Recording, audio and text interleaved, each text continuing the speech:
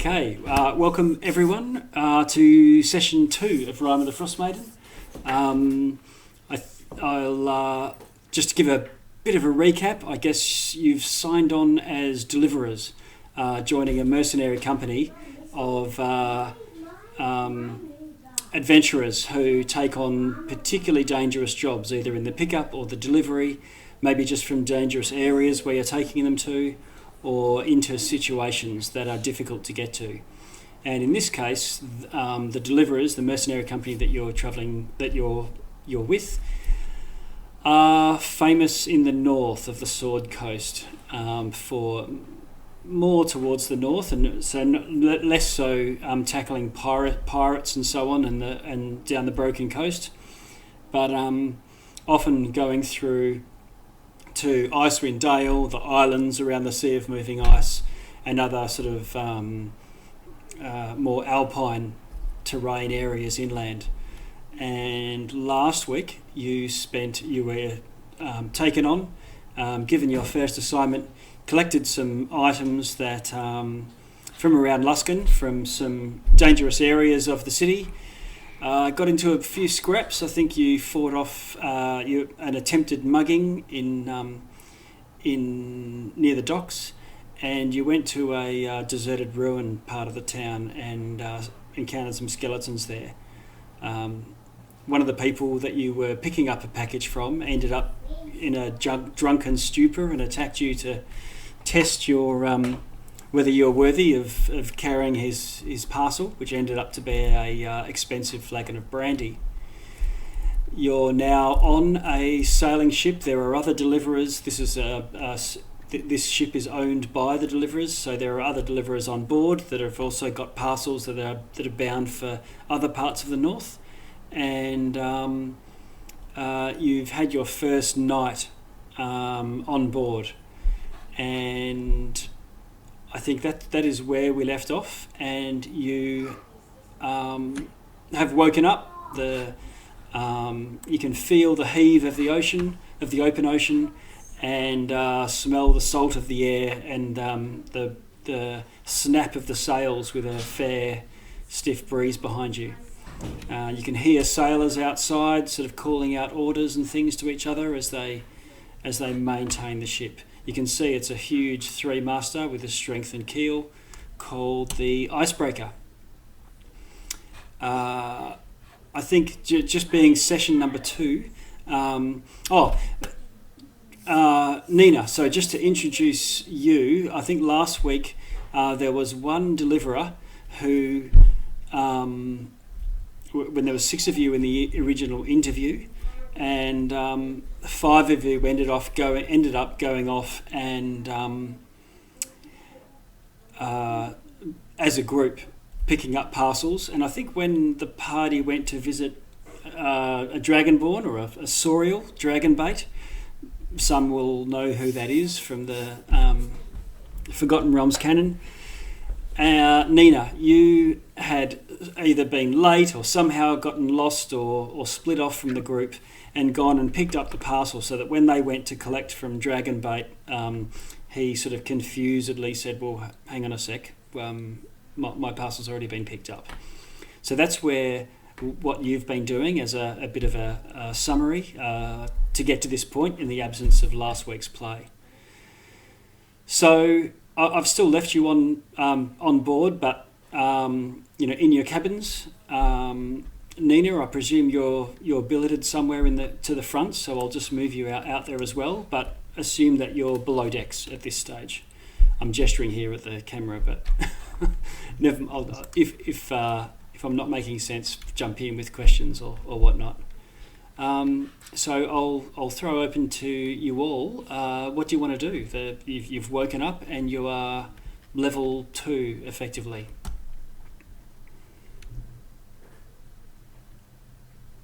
Well, I want to go first.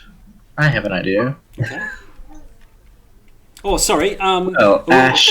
Ash, just before we we have to introduce ourselves. Yeah, I might do that. Just given that it's the second session, if you go through and introduce yourself as a character and the player, and then your character, just so that we know what your character looks like and your character's name. So yeah, Ash, if you kick off. Sure. Ash is an average-sized tiefling female. She's red, but with a silver tinge, and she is armored like a cleric and has been seen to use spells that have a silvery moonfire-like appearance. And she seems to be a healer, but arrayed in heavy armor. Okay. And just for this morning, you're level 2. Is there anything that you're doing that might give away? Are you practicing anything particular or doing something new that they might not have seen before? Yes. Yeah, Ash will have prayed before going to bed and after waking up, and seemingly disappointed that she's had no prophetic dreams from her favorite goddess, she will sort of not so subtly inquire about the dreams of her new companions. Okay. Looking for an omen. Right. Okay. Threads. Yeah, yeah, that's me. Threads is an Eladrin ranger.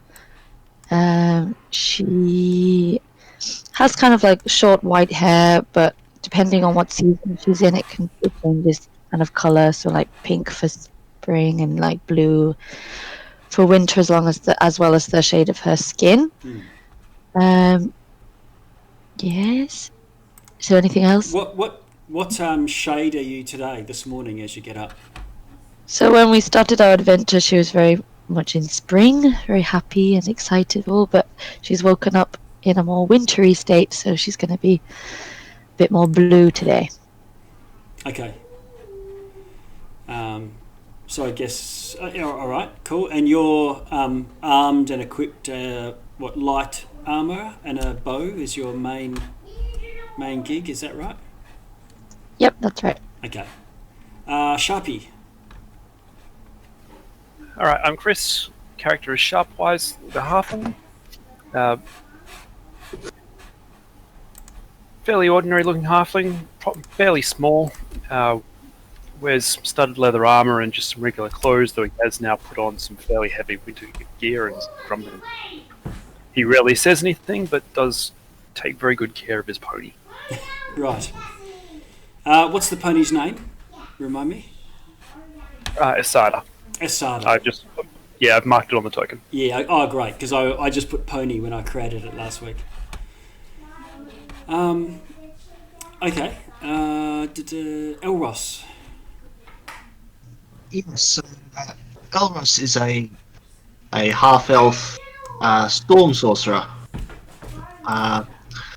He's got like tattoos on his arms and face that look like lightning bolts, but they're not tattoos. He also wears a nice close-cut beard, and he basically just wears just normal sorcerer's garb or travelling clothes, as it were, depending on his fancy. And the cold doesn't seem to affect him at all. Okay. So you're not all. Well, I guess overnight it has been absolutely freezing. You realise it is far to the north that you're heading, and so it is cold at night. So people might notice in his hammock that Elros doesn't seem too concerned. Might have a leg flopped over the side of the hammock or whatnot, and it's definitely not like rugging up like a cocoon like everyone else. Nina, could you introduce yourself and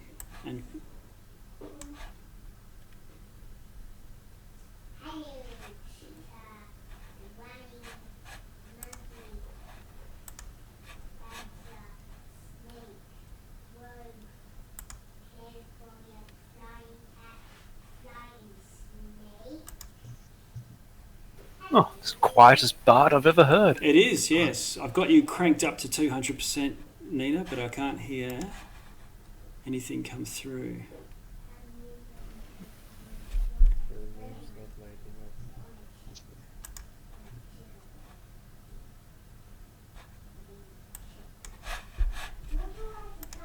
you may need to have a look at your video, your audio input, or something along those lines. Because if we weren't hearing, we'd see the green come up over your icon in Discord as well. But we did have you earlier. They might have.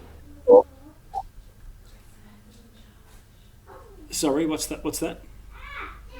Oh, just saying they might have pushed the button and not realize it, or something like that, maybe. Yeah. I just put on a message in the channel here.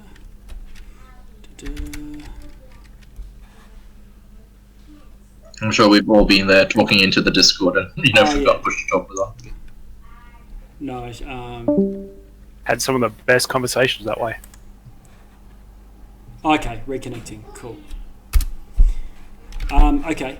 So, Jackus, I'll get you to introduce yourself then while Nina's waking up. Alright, character name is Jackus, player name is Raph. I'm a rough and tough looking half-orc with his hair is like a man bun style. He has a chainmail on with a shield and a battle axe.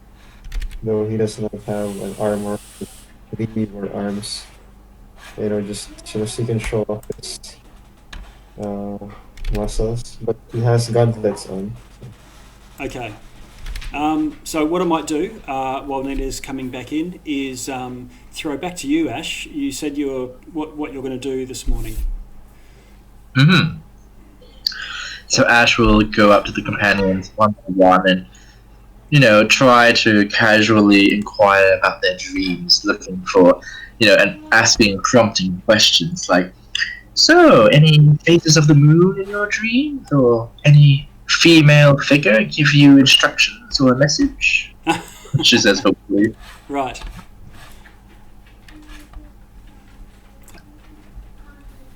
No. No. Everyone's looking at you oddly. Well, what's all that about? It's like. I just remember throwing up in the pail the whole night. Yes, you've been quite sick all night, but your cramps and things have subsided since then. She looks sympathetically at you. She goes, oh, don't worry, you'll get your sea legs soon, I'm sure. I'm afraid I don't have any spells for curing the sea sickness yet, but I'm working on it. Mm-hmm. Alright.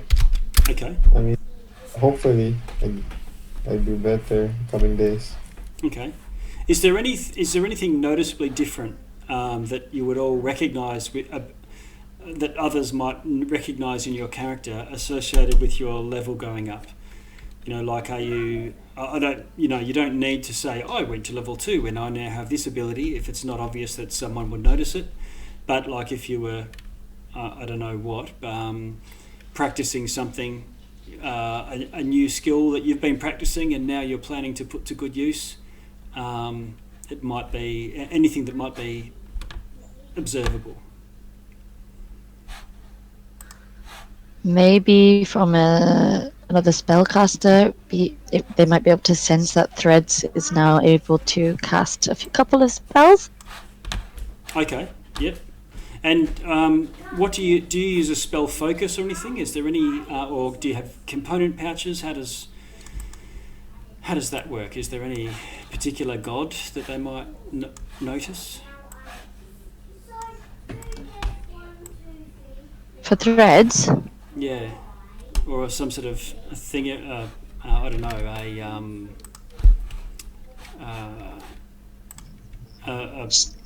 arcane focus or something that you use to cast spells.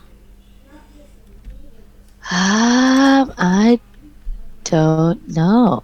Okay, we can come back to it. I just wondered if you might have a little icon of some sort of god or goddess around your neck or something that, like a holy symbol.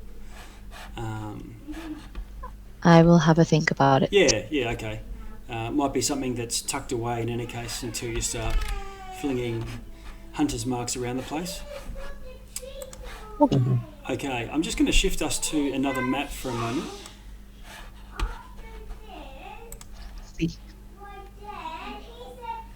and you can see the map that we're using.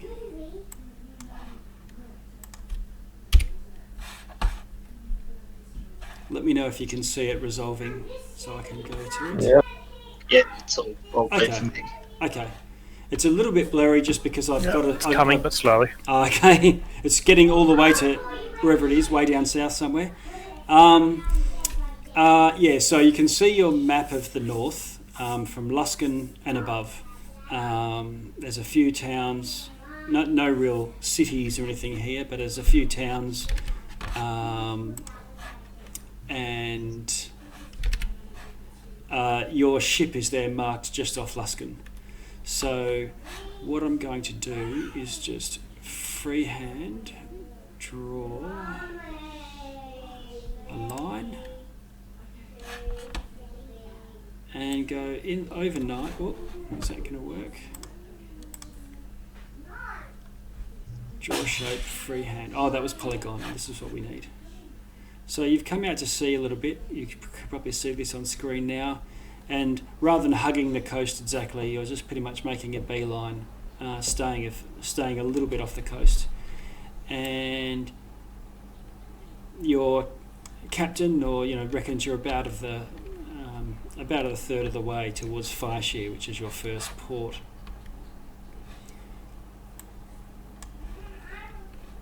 Throughout the day today, the weather is fairly good. You're getting a good tailwind, and nothing else untoward happens unless there's anything particular you want to do throughout the day. I'd like to inquire about the package we picked up for the Arcane Brotherhood, if indeed we picked one up for them. Sorry, I missed that. There was a little bit of echo. A package for the Arcane Brotherhood. Oh, yeah. And who has that? I would like to chat with that person. Or unless all the packages are in storage. All the packages are safely stored away in the hold. So,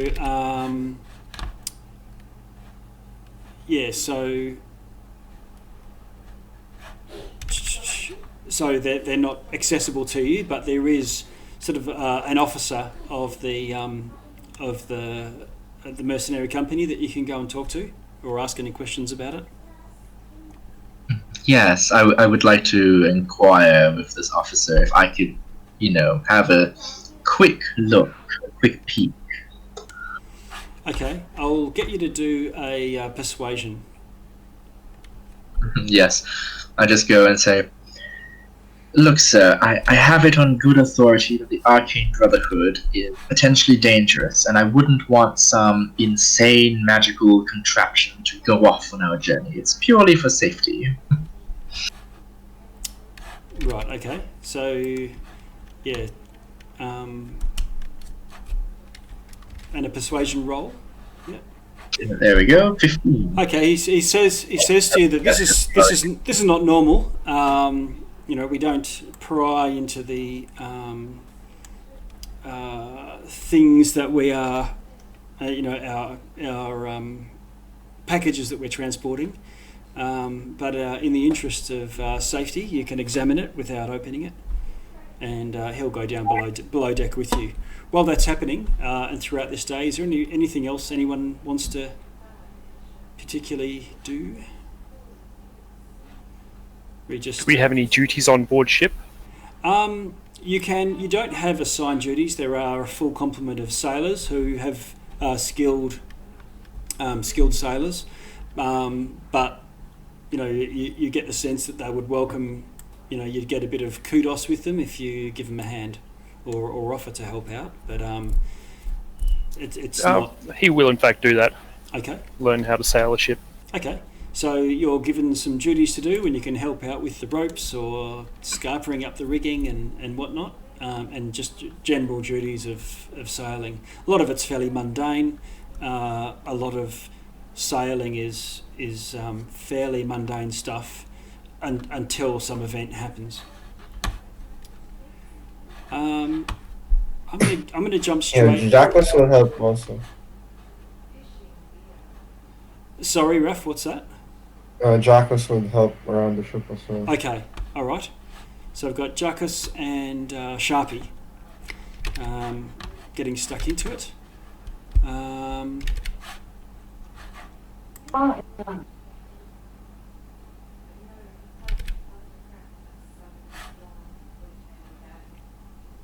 Sorry, Threads, was that you?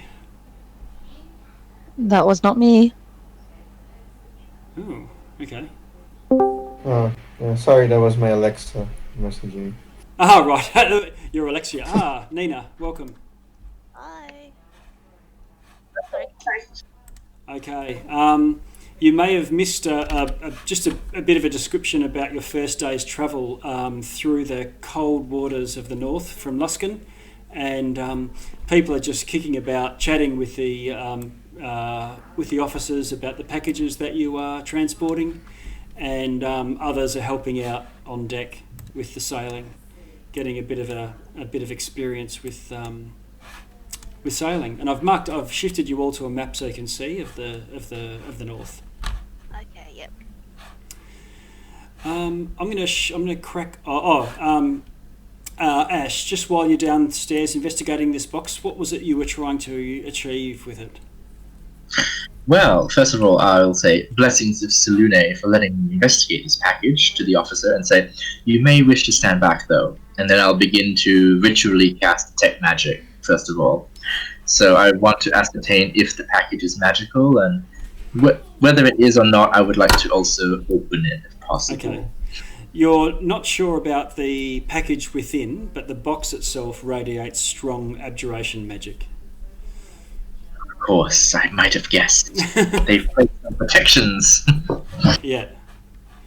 Can I do is there any arcana check I can make to try and ascertain if, let's say, I try and open it and it has a glyph of warding a fireball or something? But from the strength of the magic that you detect, you're fairly convinced that it's beyond your abilities to open. You know, if it's Yes. like a wizardly locking. Nod to the officer. I think that's all I can do right now, but thank you. It's good to know. I will keep an eye on it. Okay. Nina, you didn't get a chance to introduce yourself. So the rest of the group has travelled together to pick up parcels and so on. And would you care to just describe how your character sort of looks and acts on board, and maybe introduce yourself? Yes, I'm not sure how much you heard of the last time I was talking, but Nina is she looks like a normal human female. She looks pretty from afar, but when you get close to her, not so pretty. She doesn't have any facial expression. Instead of a bitch resting face, she has a 1,000-yard stare. So that's just her normal facial expression. Compared to when you first saw her at the interview, she is much more comfortable on the ship. You might notice that she walks fairly well on the ship, and she's enjoying the voyage. And she would be one of the first to wake up just to enjoy that journey on the ship. Okay. And she carries a rapier, and she has I'm not sure how to pronounce this instrument. Is it dulcimer? Oh, got a Dulcimer, yeah. dulcimer, yeah. Dulcimer? Yeah. Yep. She has a dulcimer with her too. Dulcimer. And if there's Okay. a chance for her to help around on the ship, yeah, she definitely jumps around. Oh, she's definitely willing to help out. Okay. The rest of you, it's fairly obvious that Nina has spent plenty of time on board ships. So the clothing that she's wearing and the way that she carries herself, being able to just walk naturally while the ship is heaving across the swell. For the rest of you, none of you have backgrounds that is nautical in any way. Nina clearly does. Oh, I forgot. You might notice on her left hand she's missing 2 of her last fingers. Ooh. And that's it. Okay.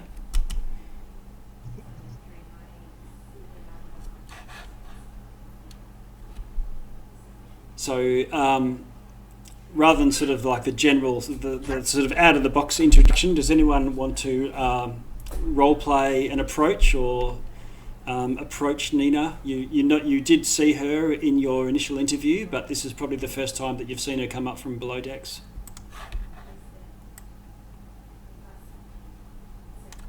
If no one else has a plan, I can go. Okay, go for it. So when Ash comes up from the deck with like her glowing eyes and detect magic, do I detect anything magic on Nina? Is it? No, you don't. I wouldn't think you do. No, fair enough. Ash, this like silvery red tiefling, just waves hello enthusiastically at Nina, and goes, "Hi! Oh, I didn't get a chance to speak with you. I'm Ash. Asher Louise, but Ash will do." Ah, nice to meet you. Are you? I think I remember you from the interview. Yeah, I just split off from the group and did my own thing, but happy to see you guys on board. Oh yes, yeah, you did the other pickup, didn't you? We picked up, I think, 3 or 4, and you must have gotten the other one. DM, can you tell me more about that pickup?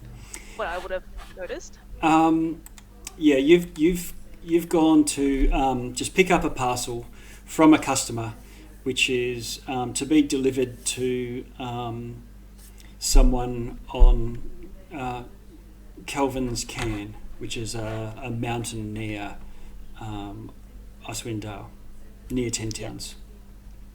And that's pretty much it. So while everyone went around picking up their packages, picking up their packages, they're all wrapped and parceled up. So there's not much more that you would know.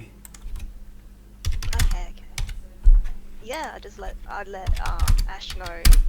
Yeah, I have this parcel too. I just picked it up. I didn't ask questions, and just happy to have a job. Yeah. You've got 5 gold pieces in your pocket as a result, on top of whatever. Oh, I do? Yeah, Oh, okay. That was like a down payment for the pickup. I was totally broke beforehand, so I'm very happy. Yeah, and you would expect some money on delivery as well. Okay, great. So just for you all, it's not a given that everyone, whatever you pick up, is the same parcel that you would deliver. You might find other deliverers end up dropping off things depending on how things go and just the nature of where things are close to one another. Just whatever's more efficient. So it's not unheard of that you may be given other packages to also deliver on top of what you've picked up. But all of the things that everyone's got is in the hold. Day 2. Partway through the day, you pass far off. You can see a large river flowing from the north, and I've got a handout to show you. Where are we? There it is.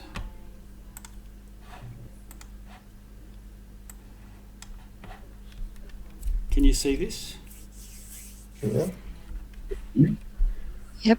Okay, so this large chunk of ice. This is south of you, and you go between it and the coast, and it's everyone's out there looking because it's the first iceberg that you've seen in the open ocean, and normally they're not this far south, especially this time of year. Gives you an indication of how massive the thing is underneath. But also how little visibility you get into the ocean, and because you can see that sort of that blue green of the algae of the ocean's algae, sort of blocking off vision, going much farther than 20 foot or so. I'm just going to go day 3 now. Whoops, wrong draw. Free. During the trip, during day 2, while Jackus is helping, Sharpwise is just going to go up to Jackus during a break and just, without saying anything, just tug on his pants and wave at him. Okay. Oh, hey there, little fellow. What's up? Yeah. You hear a voice in your head where Sharpwise doesn't say anything. It says, just a voice in your head says, "This is me. Sometimes this will happen. It's easier if I don't speak. If you hear this again, it's me talking to you." Alright. It's good to know. At least I know that someone's not messing with my head. You're not going crazy. Yeah. I get that a lot. Yeah, thanks for the heads up, then. Sharpwise nods, doesn't say anything more, and heads back to work. Okay. I'll see if I can paste this. No, I can't. Yeah, I was looking at the instrument, the dulcimer that you mentioned. It looks like a sort of guitar in a way, but instead of having a long neck that you hang onto like a guitar or a banjo, the hollow, it's more surfboard shaped. So the hollow part extends the full length of it. It still has a neck with the keys at the top. Well, day 3, you finally can start to head towards the coast and dock into a port, the first navigable bay that you can see, where there's a small port and a small town right on the coast.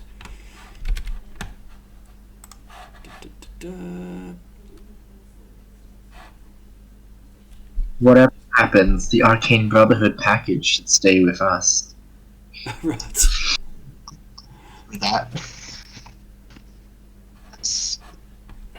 Where are we supposed to deliver that Okay, package? so yeah, if you have a look at your, if you open up your journal in the players, I think put the party notes. Yes. Okay, so you can see there's a list there of the 6 packages, who you got them from and where from, what it is, if you know, and where it's to go. Mm-hmm. All right. And the lighthouse, just after you got mugged, there were some notes and letters and strange writings that you got from Nesnar, the Black Spider, a dark elf, down by the docks, and that's to go to Fireshear, and Fireshear is the town that you've just pulled up into.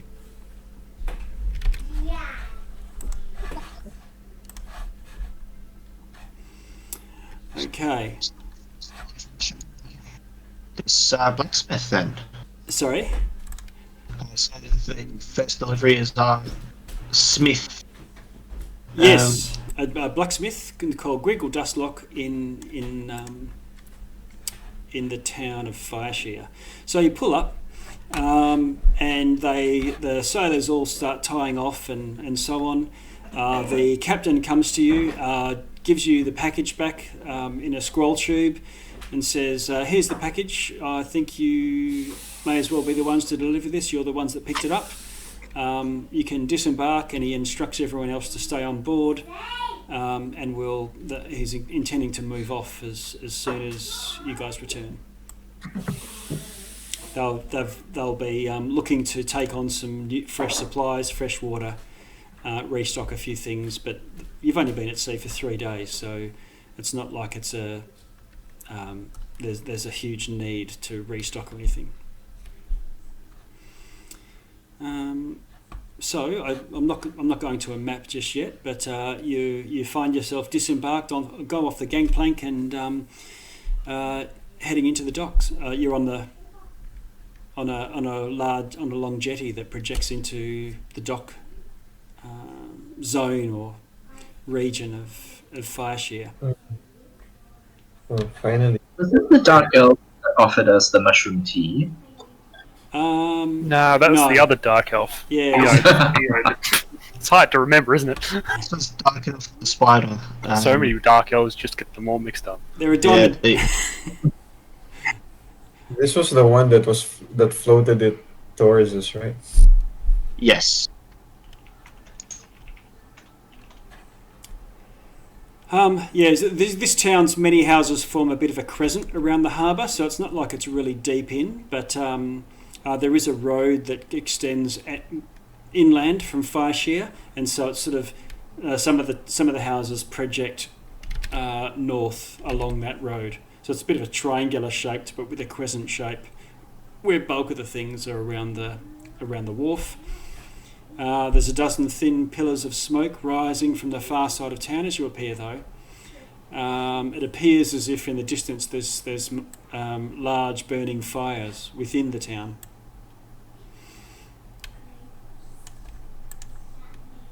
The town is aflame? Not the town, but there may be some houses, or maybe a couple further back inland. I turn to the party and just like, I say, is anyone familiar with local customs? Is this some kind of bonfire, or is this some kind of disaster I'm Are looking they at? under attack? Do they look like they're under No, attack? there doesn't sound like there's any. There's a lot of people in the dock area, and a lot of public houses lining the docks for either the poor or sailors or itinerants. But there's a lot more people milling around, which look like peasantry.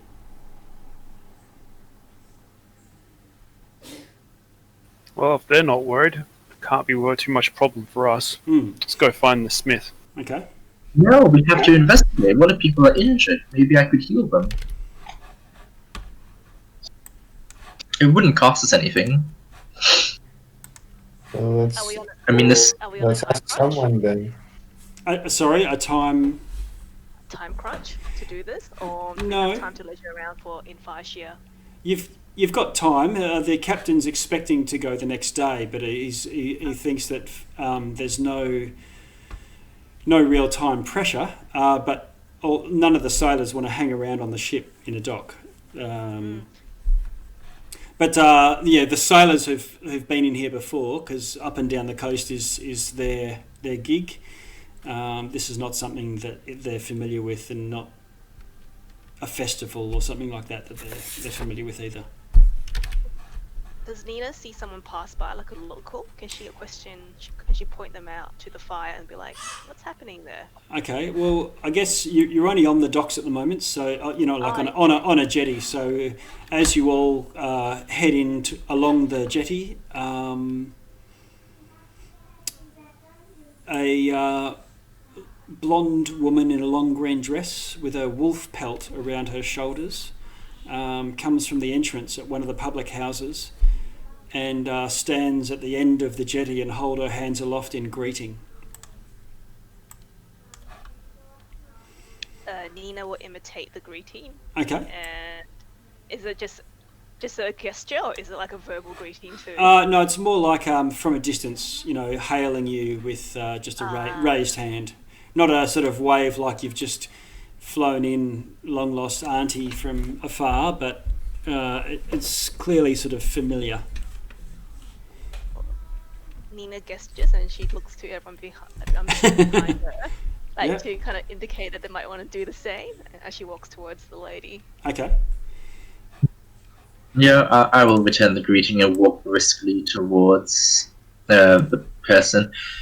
Silver fire just glittering in my hand, preparing like a healing spell, Just ready for anything. Okay. Shit. Just wait. Okay. You do see, as I'm walking, my fingertips are starting to glow with a bit of lightning.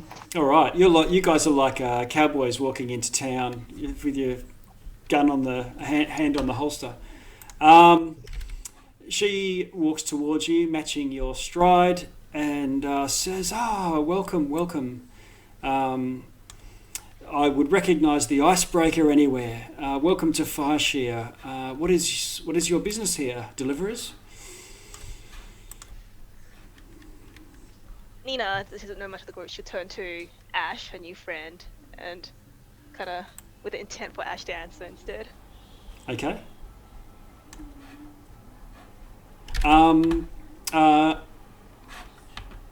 Yeah, so Ash?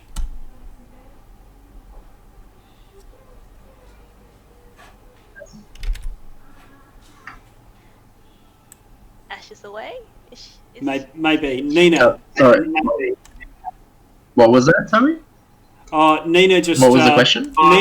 Nina just looked to you when this lady came up and said, "Oh, I would recognise the icebreaker anywhere. You are a welcome sight. What business brings you to town?"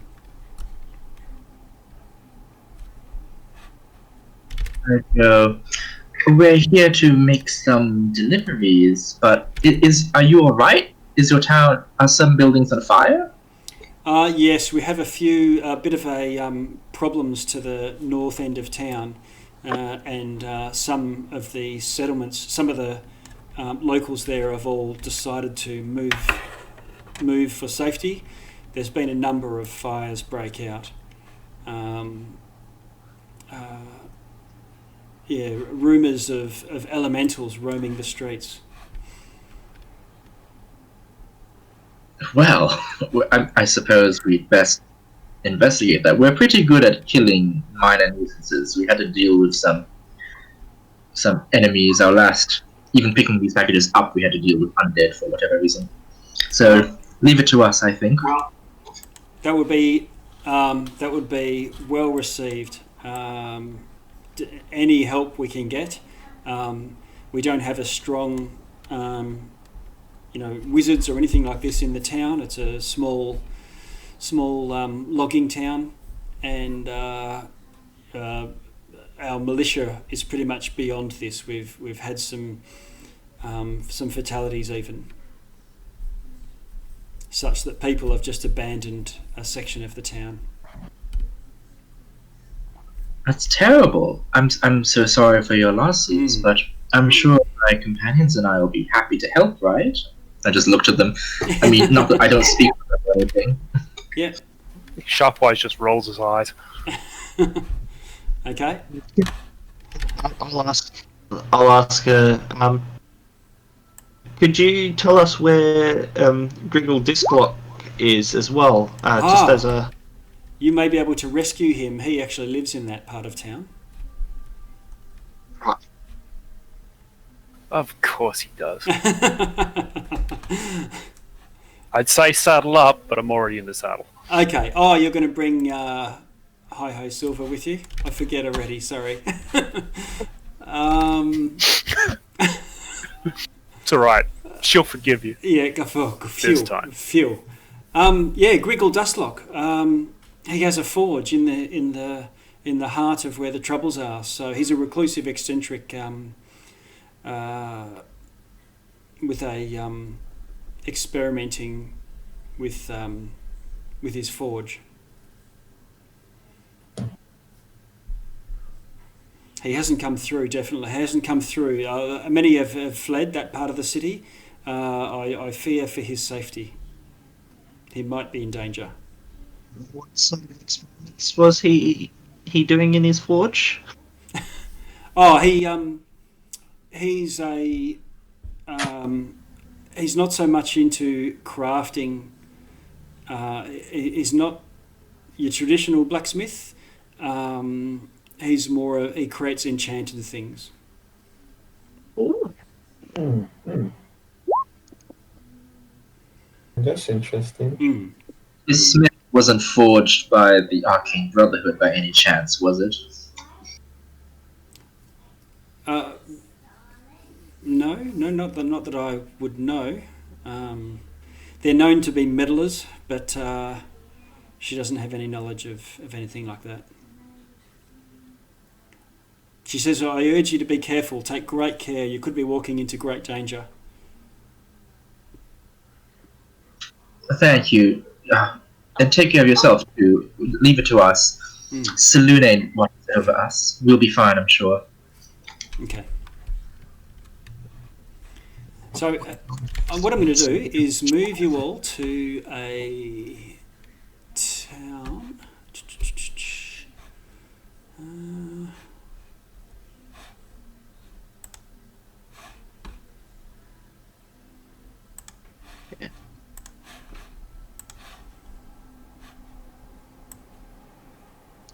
Go with me while I just grab it.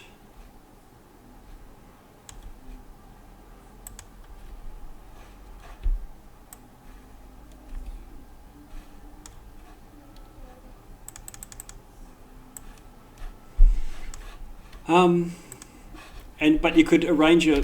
Oh, you don't have your characters on the screen here, do you? Let's have a look. Not yet. Okay.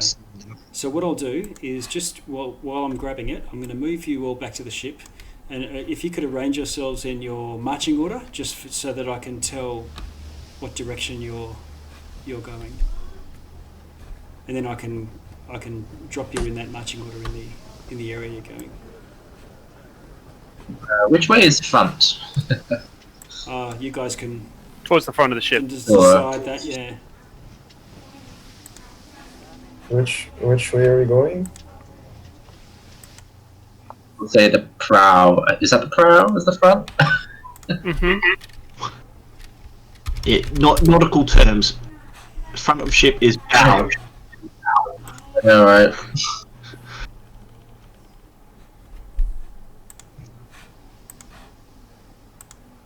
Out of character. Yep. The woman we talked to, were we able to ask her for a reward for doing this? No one has asked her, Oh, okay. but nothing's stopping you from doing so though. I'm assuming it's a little bit too late now. Yeah. Yeah, it's okay. Okay. Pro bono. Too late to price gouge the Yeah. people whose town is under attack by fire elementals. Okay, Zentarim. Yeah.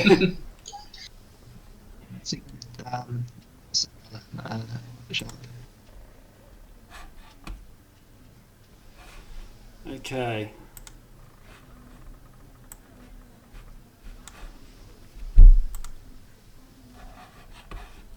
I'm finding it. All right. I'm going to shift you across now.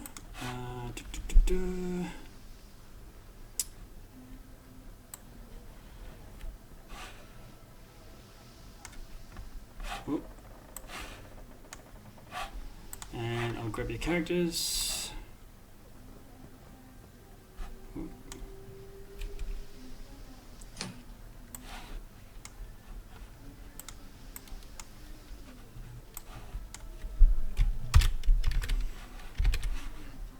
Sorry about this, bear with me.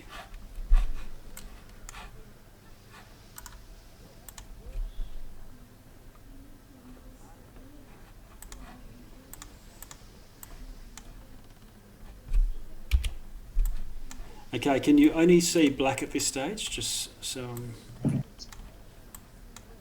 Yep. Okay. Yep. All right, so I'm revealing some area now. Alright, now we can see something. Oh, I can see something. Some houses. And you are exploring. So you head through town. It seems a little. The first part of the town is absolutely full of people. Some milling around the streets, some looking fairly dejected. You get about halfway through, and you can start to smell that acrid smell of burning wood, and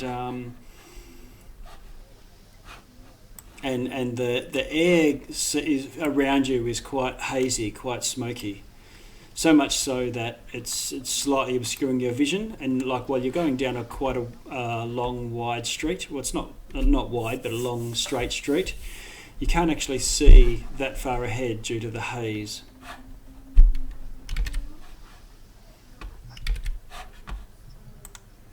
I'm going to ask myself just to Okay. be more prepared. Okay. What was that? Mage hand, did you say?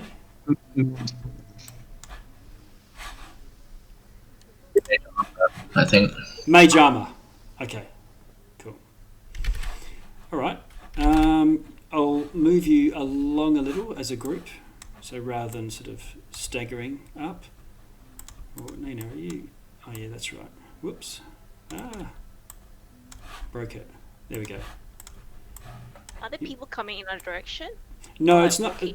It's not like everyone's fleeing, and the part of town that you're in now appears empty. So we see no one. Yeah, that's right.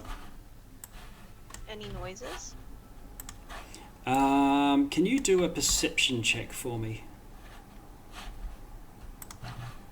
I'll assume everyone can give you a hand, and you can have advantage on that roll. Yep, I'll help him. Oh, happy days. Okay. Oh, Thanks for your help, guys. You think you can hear some. You say, "Can you hear something?" I can hear something, and then someone says, "Yeah, in that direction," and they point in a direction, and then that sort of directs your attention, and you say, "Yes, I can definitely hear some cackling." Like, laughing? Yeah, and it's off in sort of this direction. I'm putting the ping so that you can see it on the board, but it's on the other side of this house. Does it sound like it's just one person cackling or a group of people cackling? Probably a group. Yeah, with your 22 perception, you can identify that it's probably more than one. I tell this to everyone. I'll be like, "What's so funny? Let's go check out this party." Yeah. Let's go. Right. Okay. I'll come with you, or maybe we should all go. Safety in numbers.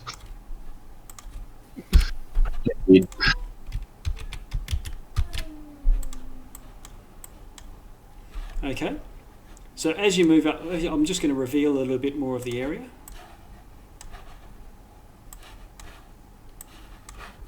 As you move through the haze. Where was the laugh coming from again? Here? Yeah, now over in this sort of direction. Oops, I'll just get my ping going. Over here somewhere. Around the corner of this house. I'll stop at the corner and just take a little peek. Take a little peek. Okay. You have a little gander. And you see these 3 little creatures that look like they're made of lava. And they're enjoying throwing little balls of fire, little like pulling off pieces of themselves and throwing it at this house. And I've not got it. I'll notify the group. Guys, there are fire elementals, I think, attacking the village. To stop and talk to them in their native tongue, as I can speak primordial. Oh, okay. Who's doing? Is that Elros? Yes. Okay. I'm just going to there and go. Oh, why are you causing so much trouble in this little town? They look up at you and go, oh, and they look at you and is quite surprised that you're speaking to them in almost their native tongue. The rest of you hear Elros talking, and he's sort of, oh God, really sort of slowly and so on. And these sort of cackling imp-like creatures look at him, and as they open their mouth, you can hear a fire crackling, but you can detect that it's some sort of language that they're speaking. And although Elros is not quite speaking the same language, it's almost, they can clearly understand one another. Conversation with them. And they say, burn, everything must burn, ha ha ha ha, look what we can do. And they chuck a bit of fire. I'll put some down so that you can see where the action's happening. Free. Here we go. Some cool stuff.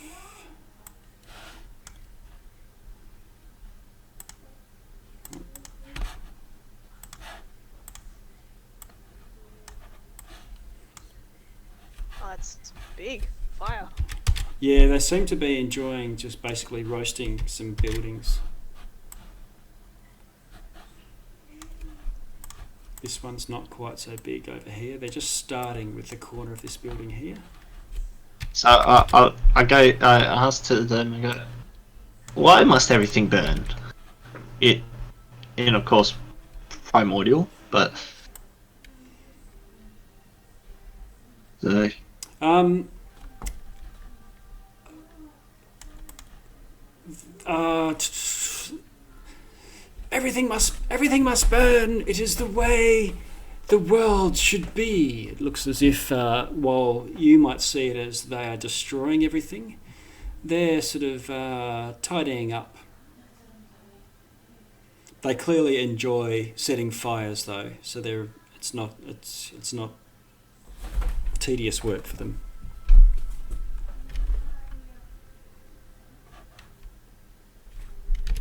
Well, I'll say to them, is it all right if my friends come out as well? That they don't speak your language, but as long as you don't hurt them, everything should be fine. Okay, can you roll a persuasion, please?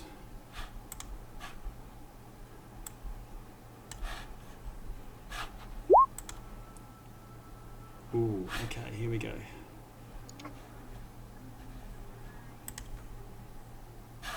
Uh-oh. Okay. One of them says, "Oh, that should be," and the other one goes, "He's not on fire yet. Let's help." And they conjure little fires in their hand and look like they're about to throw it at you. I will do the same, but with my electricity, and I want to move all the way up to them. Okay, I'm going to clear the turn order right now, and I think it's action time. What you can do is, just for everyone, just a reminder, click on your icon while you've got it selected, then go into either D&D Beyond or Roll20, depending on where you're doing it, to add yourself into the initiative order.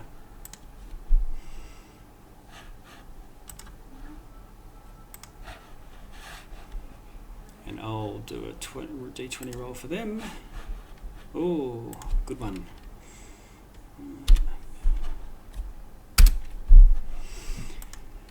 Okay, I think everyone...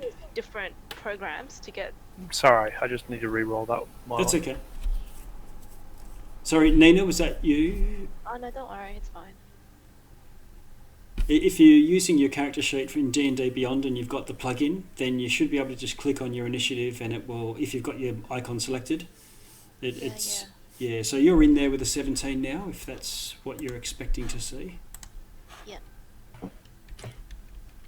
And looks like you did get the hop on them. Like, although they started, one of them rolled his 20 to notice that Elros was not suitably aflame just yet. Threads, you see Elros's eyes widen and looks as if he's about to come under attack. You can't see what's going on, but you've got a fair idea from looking like he's about to be aggressed. What do you want to do? Thread's kind of very lazy, looking around, and she says, "Did we make it to Fireshear?" And steps and kind of sees that Elros is not looking very calm, and she kind of very slowly steps forward. Mm-hmm. And it's like, "Oh." Or else's fingers, lightning crackle on his fingers. Okay. So that sort of action. So, oh, okay. just as a thing, as thematics. Yes. And Threads is like, "Oh, we have some company," and very kind of deliberately pulls back an arrow and fires at this one. Okay. Just popping these guys back in there with bars so you can see them. This one here, sorry. Roll to hit. The top one. 8. 8 is a miss, so the arrow goes sailing on past this fella, and you have a bonus action if you choose to use one. Has this? I think I should have. What's it called? Hunter's mark. No, I think I should have. Is it fighting style? Fighting. What's it called? Where like I should get Archery? +2 to archery. Is that how yes. that works? Yeah, Yeah, so it's counted that. It's in there. so 1 you're plus. you're getting Okay, plus, yeah. you're getting +7. Yeah, you must have rolled a 1. Yeah, so I got yeah, that makes Okay. sense. Okay. Starting off the day with a bang, with a 1. Yeah, she's a bit too sleepy, I think. Yes. Okay. So everyone else notices that her in her winter skin, she's a bit emo, a bit lazy and dragging her knuckles behind her. Exactly. Yeah. But did you want to move any more before we move on to Nina?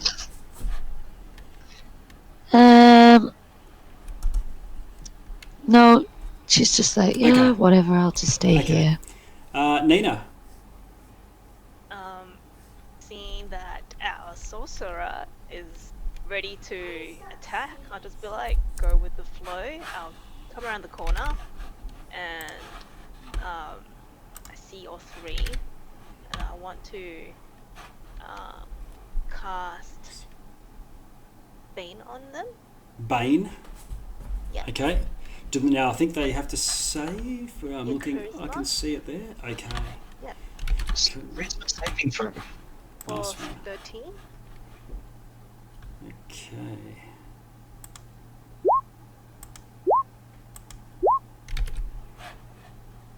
Oh, okay. Right, so you cast your Bane, and we've got a 14, a 13, and a 17. Oh no. Your okay. Bane is not sticking, so you cast it out. You're wanting to curse these dudes, but for some reason it just doesn't stick. Charismatic. I Yeah, love it. yeah. These guys are party animals. Ah. You've still got a couple of 10 foot of movement or so if you want to move. Yeah, I might just move here and take just kind of cover. That's Okay. it. All right, Jacuz. Alright. I'll talk to Elros and just casually tell him, talking is over. Now it's time to smash things. All right. And then I look back at Ash. If I go down, you know what to do. Okay. Uh, I just nod. Movement. Yep. Here. All right. And then a bonus action, I will cast Shield of Faith on myself. Okay. So that brings my AC up to 20. And I'll attack this guy. All right. Roll to hit. Everyone sees this shimmering field of energy surround Jacuz as he calls to his god, whoever that is. I don't know. Battle axe, 15 hits. Oh, so that's 6 total. Okay. 6. Can you see a health bar on this guy? Yep. Okay, great. All right, so you can see it, you swing at him. He tries to dodge. It's pretty easy to hit. Glancing blow. He leaks magma onto the ground, and he's far from defeated. But you've dealt him a solid hit. For my, I think I still have 5 feet, so I'll just Yeah. go in all of them. Awesome. You've got them surrounded. I'm distracting them. Just go for it, guys. Okay. Sharpwise, I see you lurking. He's peering back around there. from the other side. Yes. It's basically just going to go up to about there. And fire a sling before moving back a bit. Okay. Pony will dodge. That's Okay. a standard for now. Yep.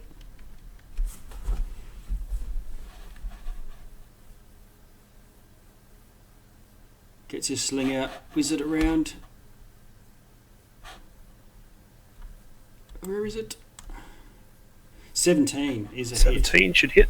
Yep, it's a Yep. sneak. It is a sneak attack. So is 8 your... Mineral damage, 8 damage. Okay, and that includes the sneak as well. Yep. All right, Sorry, so... built in there. Okay, so come in, sling, do a similar damage to Jackus with your sling stone. Donk him on the back of the head and then back up a little bit with your pony. Elros, time to crackle. Sparkles. Yeah, sparkles. Horace is literally going to sprint right up to this one Oh, and shocking grasp him. okay. Roll to hit. Yeah, that's a 20 to hit Wee. with 6 lightning damage. Now, is that going to be a crit?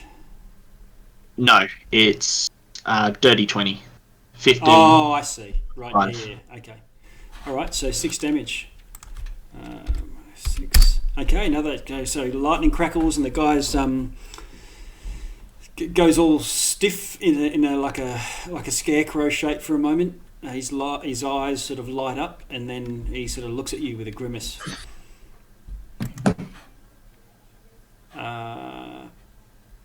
I've lost my dude. Where is he? I was going on 8. That's right. So I'm just going to have to add this guy in. Hang on one. No. Turn 8. Okay, Ash.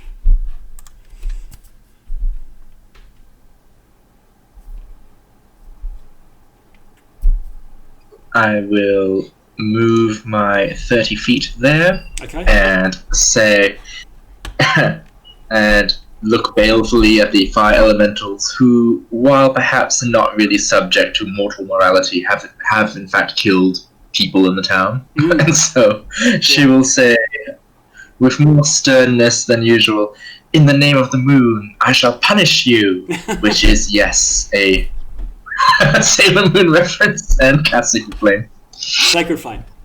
On which one? The one closest, so the most injured one.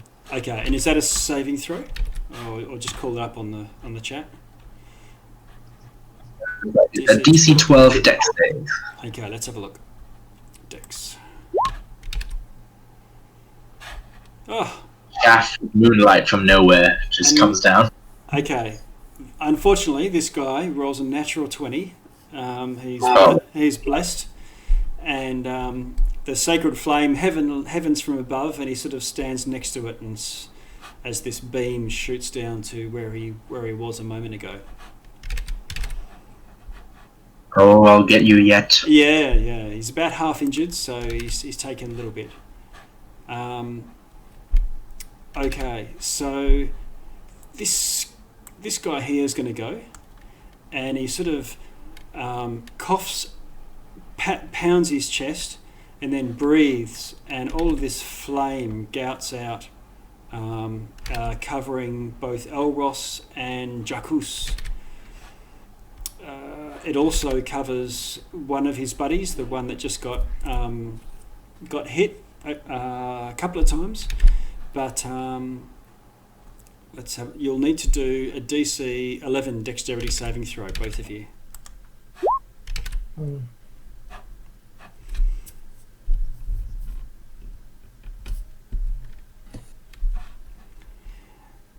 We've got a pass from Elros.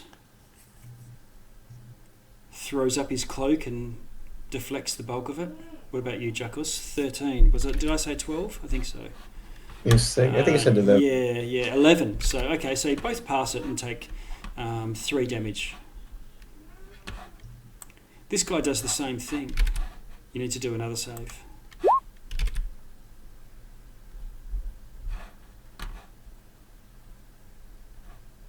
Both of us again. Yes, please.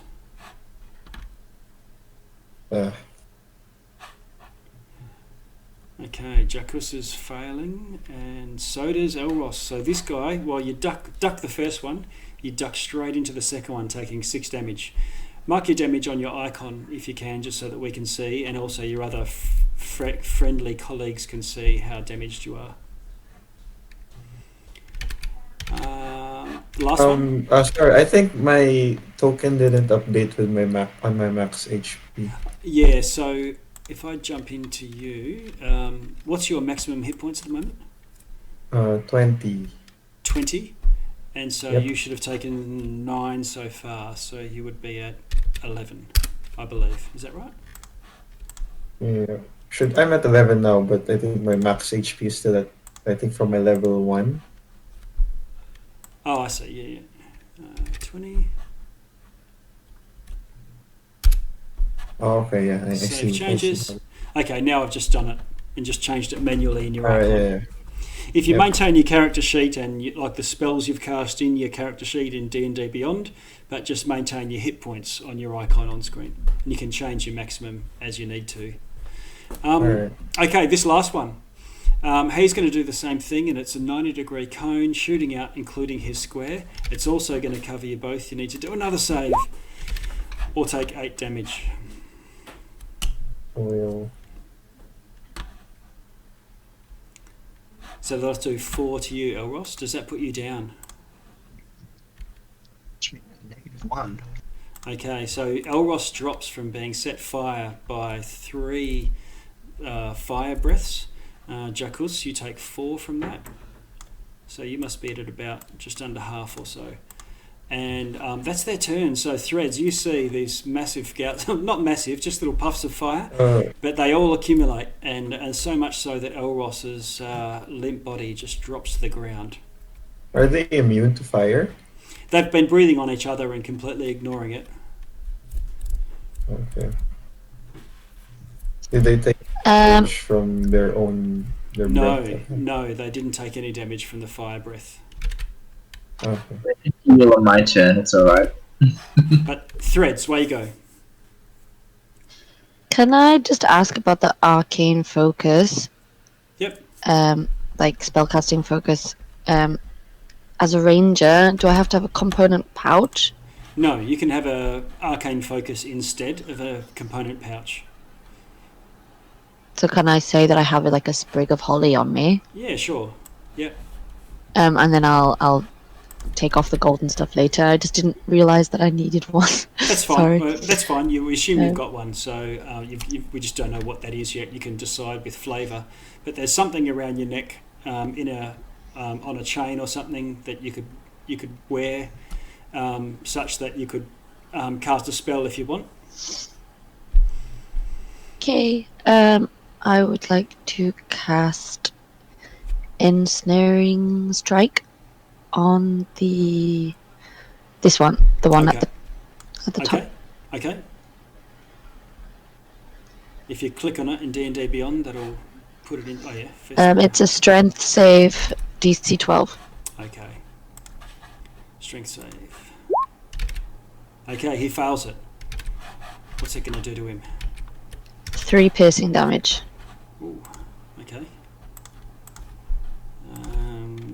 And hold him there, I presume, in some sort of. Yeah, he can't move. Okay. He's leaking all over magma. You can tell that's how wounds show on these little fellas. But he's still standing. Okay, that was my bonus action. So as my action, Threads just lets out like a long sigh when she sees Elros fall down. She's like, and attacks with her longbow, the same one. You got a clean line with Elros on the ground. The ensnaring strike is actually your action. Like you cast the spell and then shoot Oh, as part of that spell. oh, really? Yeah. Yeah. So it's Otherwise, it'd be hugely busted. It would be amazing. Oh, It's still okay. pretty good. Okay, it just says one bonus action, but Let's have a look. oh wait a It's a second. bonus action to cast the spell, but then you actually have to shoot. Oh. Let's have a look. The next time you cast it, and the next time you hit a creature with a weapon attack before the spell ends, a writhing mass of Sonny vines. So what you do is you still take your shot. You get your shot, but if the shot hits, then it takes the d6 damage if it fails its save. So you can roll to hit, and we can just do these two in reverse order. Longbow 24. Okay, so I have to. Okay, so I have to hit it for the vines to appear. Yeah, that's right. So you cast the spell and you can concentrate on it for a minute and keep shooting. And if any time you hit, which you just did, and you did 4 points of damage, as you hit the guy with the arrow does 4, and then erupting from the ground, because you've enchanted this arrow or this shot, they erupt and do piercing damage as well, killing him. And he sort of some brimstone appears at his feet, and he's sort of banished from whatever plane he came from. There's a puddle of ash on the ground. Okay. Very good. I would like to move just so I can get a more clear view of the other two to around here. Okay. Now, Nina, you were taking cover. You saw all this go down. You can see Jackus is pretty much flanked by two of these little elementals. What do you want to do? She'll come out, see Elros get downed. Yeah. She'll step out and she will cast Vicious Mockery Ooh. Okay. on this one, on the one to the south of Jackus. Okay. I'm not sure if I'm in range though. I can't tell. There's a measurer. So if you go nose snap to corner, Okay. 25 foot is the Right. range to him. Yep. So I'll cast Vicious Mockery. Okay. I'll link that, and that's a Wisdom save. Okay. What are you saying to him? Like, stop it, you overgrown charcoal wannabe. Okay. Wisdom save. Here we go. Oh, he says, "Oh yeah, you talking to me?" And sort of cackles. You hear him laughing with a 14. He passes, and Oh my God. he does not care for your insults, but he has taken your name. I'll step. Step back. Okay. No, I won't step back. I'm gonna step out. Oh, okay. Yeah, I'm not. I like a person that can insult me back. Okay. All right. I'll step out. You're gonna have a rap battle with him. All right, Jackus. Alright, so I'm looking bad right now, so I'll just use lay on hands on myself for 8 points. Okay. And I think that's an action, not a bonus action. Yep. Yep. That's my turn. Okay. Nothing else for this turn? Yeah. Okay. Sharpwise. You can see Elros on the ground. See Jackus sort of buff himself, and he's shimmering field as well as still going. Oh, Jackus, you need to do two concentration checks. Or 3. Oh, alright. Yeah, 3 for the 3. Alright, hold on. Otherwise, your shield might be gone. But in any case, Sharpwise, you can go for it and do your action while Jackus. It's not going to matter. Yep. for right He's just going to repeat, rinse and repeat. One more rock into the, I think I passed. sink it into some molten lava. now. Okay, the injured guy that you hit before. Yep, same one. Okay, rinse, repeat. Go for it. Ooh, That'll be 10 damage. big hit from a little slingstone. Okay, it cracks through this hard crust of magma and almost drops him, but he sort of staggers and rallies just after it. Elros, you need to do a death saving throw.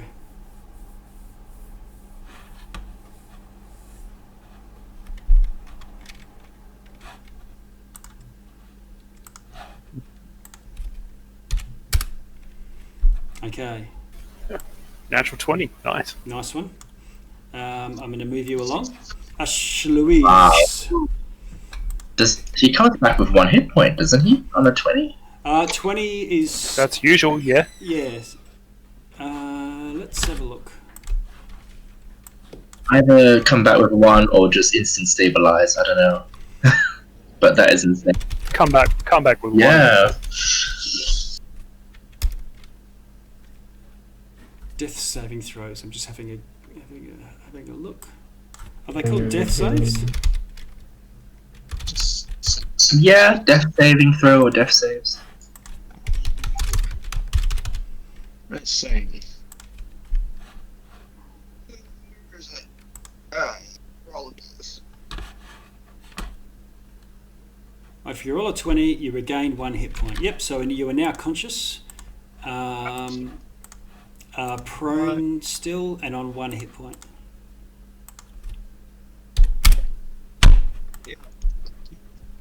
Since he's his turn. It's still that's his turn though, but he's conscious. Yeah, awake. So Ash Louise, back to you. What's your max hit points, Elvos? What's that? 12. Well, in that case, I can. I will cast Sacred Flame on the most injured-looking elemental. Okay, that's a saving throw. Just jump back to the chat. Okay. Actually, you know what? Should I? Sure, why not? I might kill him. Yeah.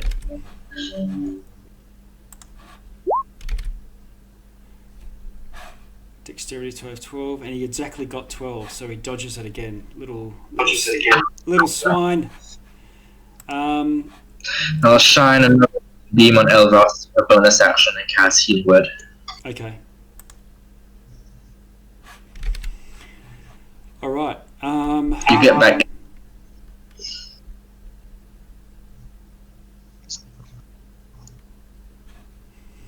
Okay, this bunch of lava at the foot of Elros and Jacus catches flame and explodes in a burst of flame. Everyone, so Elros, you're going to be able to make a save for this, rather than just.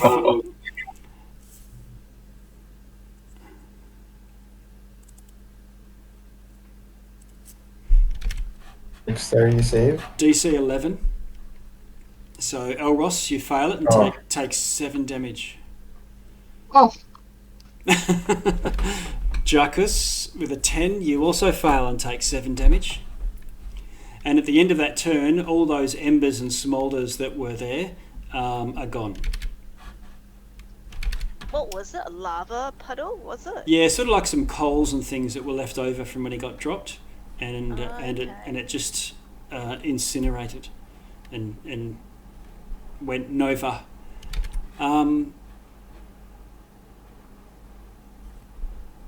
Okay. One of them Was it just those? No, one Just of them. those? It was just from this point here, and it was just those two. Yeah. This guy here attacks you, Jacus, and hits armor class 21. You should do another Constitution saving throw in any case, but 21's going to hit. It does 3 damage to you. Con save of 13 is going to pass, so you're still concentrating. And the other guy also attacks you. It's a 19, which misses because of your Shield of Faith. And back to the top, Threads. I'm gonna move up here so I get a better view of what's going on. Yep, you can get to there with your movement. Yeah. Okay. So I move very slowly and languidly up here. And again, take out my bow. And can I get a clear shot at this guy? He would get partial cover, so it'll be a little bit harder to hit him. He'll get a bonus to his armor class with Jacus in the way. Then I'll just go for this guy. Okay.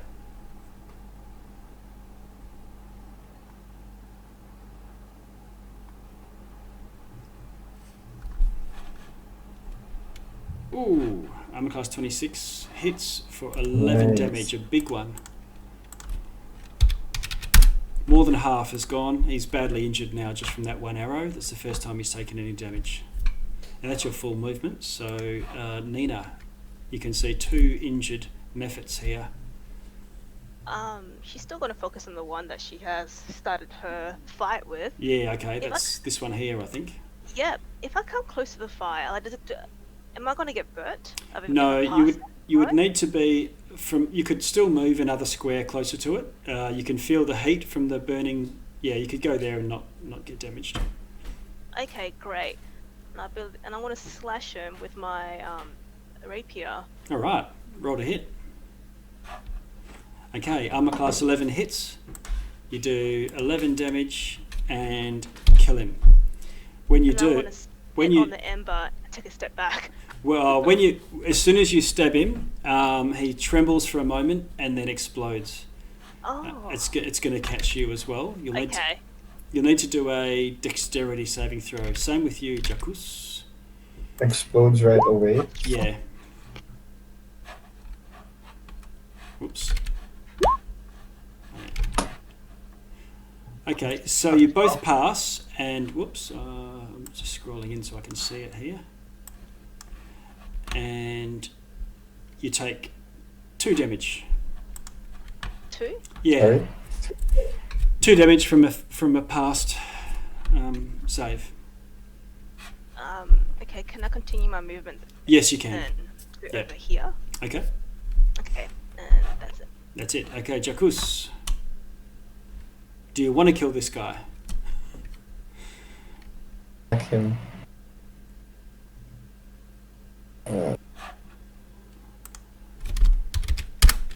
Oh man. Zach was Elros is a little bit further away from that other guy and wasn't caught in the blast. Okay, battle axe one-handed, hits armor class 9 and misses. He dodges it. Yep. Nothing. Yep, that's my turn. Sharpwise, you can see one guy left from your vantage point in the bushes. Well,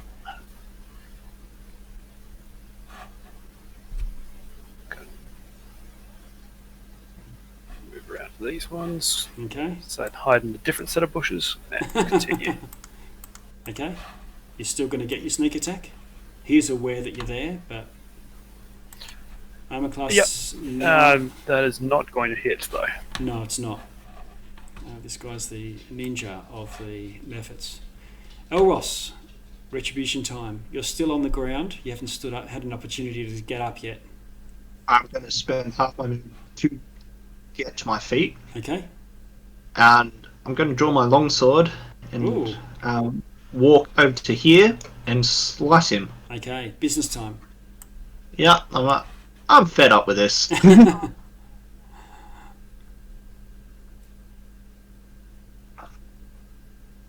A 13 to hit 13 hits. for. I think I would have done it just one-handed Yeah. for 3 damage. Okay. So it hits him, does damage, but doesn't kill him. I still have 5 more feet of movement, don't I? So You I'm don't. going to step back from there. Oh, okay. He'll try and hit you with a free strike as you go.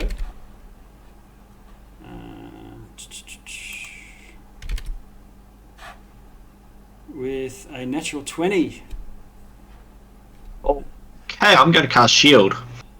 Okay. What arm class does that make you?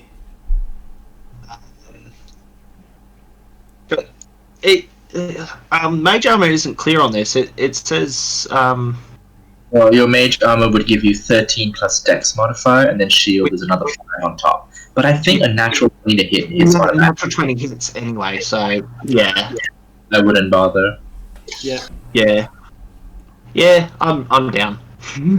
That's fine. Turn, How much damage? 9. Yeah, I'm down. All right. You're like a string puppet. This is combat. That's sorcerers though. Squishy. When they start kicking about with the longbow. Luckily, you are not next to this guy. Well, you probably would be. You were in the square. He slashes at you at that spot. Okay. That was Ash. I haven't gone yet. No, you haven't. So I've scooched you on. So where you go? You go now.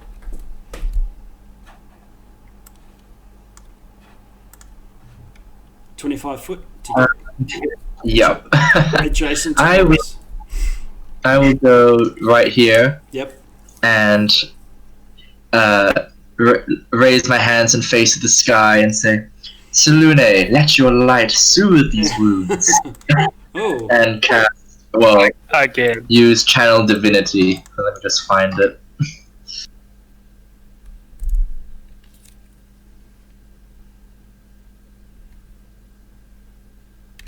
is that going to do something to Mr. 0 hit points over there? Yes, I can heal. A great shaft of silvery light just falls on the battlefield, and I heal. I can only heal him. I heal our sorcerer for 6 hit points, and I will give 4 hit points to Jackus. Okay, Alright, thanks. nice. Thanks. Okay, so Zach becomes conscious again. Elros becomes conscious again. Once again on the ground. There's a sword by your side there, Elros, near your hand where you dropped it. Jackus, you also get filled with the healing energy, and it's this little fella's turn. Now let's see if he can breathe again. 6. No. Okay. For shits and giggles, he's going to attack you, Elros. Shield. And he misses. Threads. You're seeing all this from your vantage point up the back there, up the alley. Another sigh. Just always have to get in the way. And I'm going to move again so I can see the elemental. Oh, you can see him from where you are because Zach's on the ground. I'm prone still. Yeah. Okay, I move a little bit just so I don't hit the tiefling. Okay. And I just take a shot at the elemental. Okay.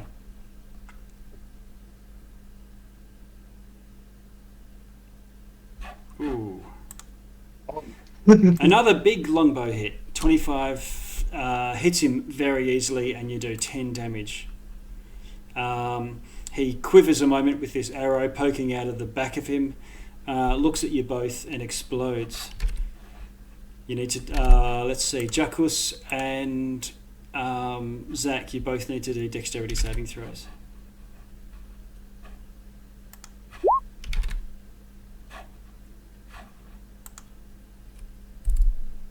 Jackus, you take 11 damage. Alright, I'm down. 5 damage for me then. And 5 to you. Yep. Oh.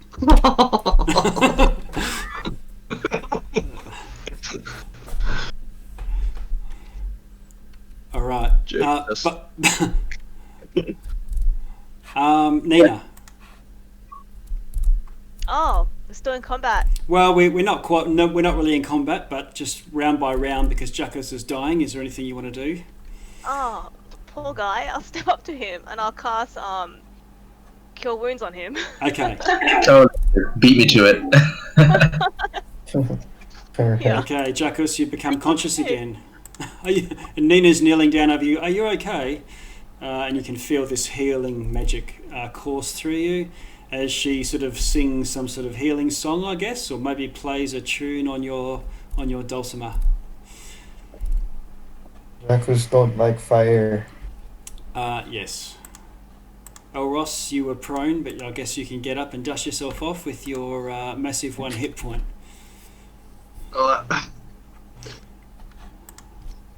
My head.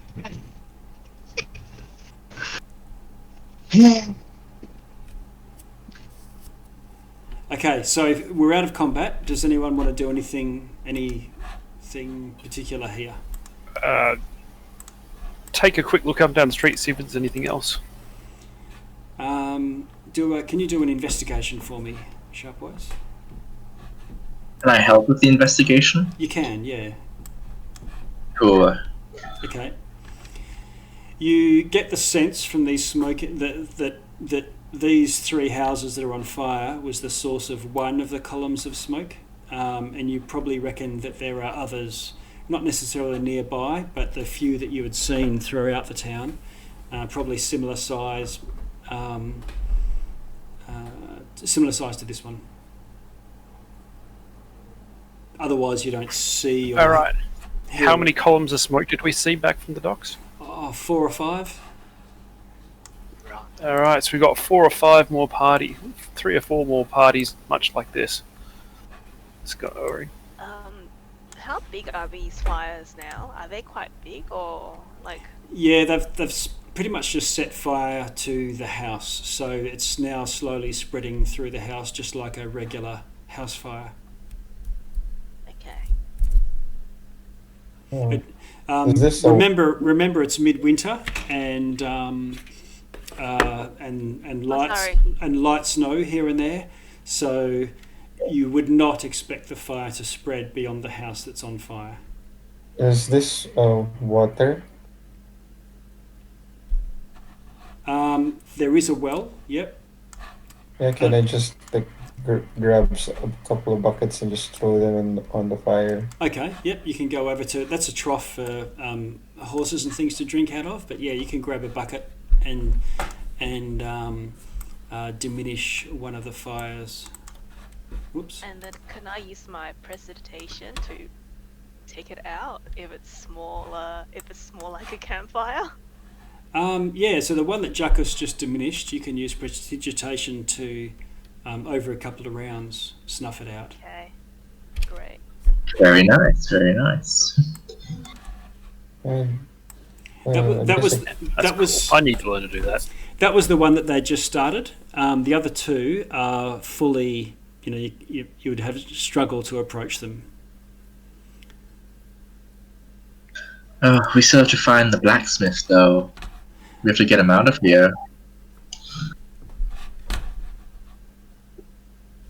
Well, nothing to do for the houses. Might as well continue on. Yep. Okay. Can I just check if we could hear anybody maybe calling out for help from inside the houses or anything? You haven't heard anything. It's pretty quiet, other than the crackling of the houses, which is pretty noisy. Okay. Okay, you carry on in the direction that you were told, where Griggle Dusklock's forge is located, and eventually you get to what looks like a blacksmith sort of place. There's a smokestack in the top, and there's blue and crimson sparks coming out of the top of the furnace. Is that normal? No. Fire, I know, but some shady magical flames, who knows? Yes. I mean, you'd have to stuff it up pretty badly to pull elementals from another plane in the process of blacksmithing, surely. Maybe it was sabotage. Well, Should we tiefling, Okay, you can see. I'm fire resistant to a degree. Maybe I can go in. Okay, so Ash leads the party towards this blacksmith, and as you approach, you can see one side of it is open, as many blacksmiths are, to the street, and there's smoke filled with strange blue and crimson sparks billows from the furnace itself, and inside there's a stout dwarf with light grey skin and white hair, and he's working a bellows and occasionally throwing small cups of colourful powder of some sort into the flames. He seems to be fully engaged in what he's doing. I just go, Sir, are you Griggle Dusklock? He sort of looks up from what he's doing and says, "Why, yes, I am, and very busy right now," and turns back to his forge. Well, Sir Blacksmith, your town is under attack by fire elementals who have already taken several lives, and part of the town, this part in fact, is burning down as we speak. We need to evacuate you at once. He looks. Also, we may have a party for you. He looks up and when you say the town, he looks up and sort of shakes his head. Yeah, sad stuff. Very sad situation. People are phoning them in. I'm not being bothered myself, but I just can't stop my research. And he sort of goes to turn back, and as soon as you say package, he sort of looks up at you. Package? There's a package for me. And he sort of stands up and wipes his hands on his apron. Yes, outside, some distance away. Right. He sort of takes a couple of steps outside his forge and sort of looks the party up, from one to the other. He says, "Oh, there's a lot of you to deliver me a package." Fire elementals. Yes. Yes. True. It's unsafe. Well, we have to get you out of here. Your forge will be safe, no doubt. Oh, I'm fine. But Anyway, to the package. What is it?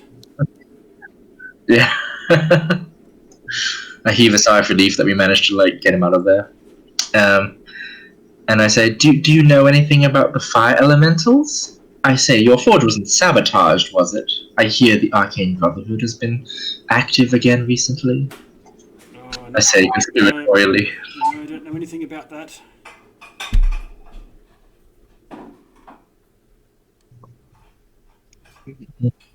Let's go on about your package then. The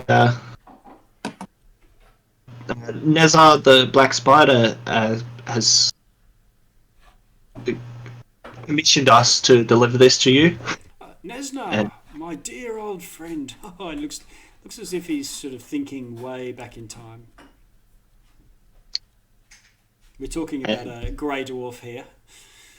Yeah, and we'll hand over the tube, the parcel. He sort of opens up the parcel and sort of unfurls the scroll and sort of sniggers to himself mirthfully. Oh, always a flair for the dramatic is our Nesma, and he sort of scans the note. As he sort of reads on, his eyebrows shoot up as he reads it, and then he says, "My God, that's it!" And he slams he sort of takes 2 steps in and slams the note down on a table, and then starts rushing around. He says, "Come in!"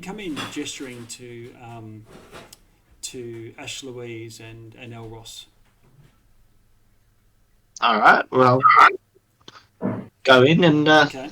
The rest of you are right there and can see and talk or whatever if you want to do anything. But if you're sort of observing what these two get up to, you can see because the side of the forge is open to the elements.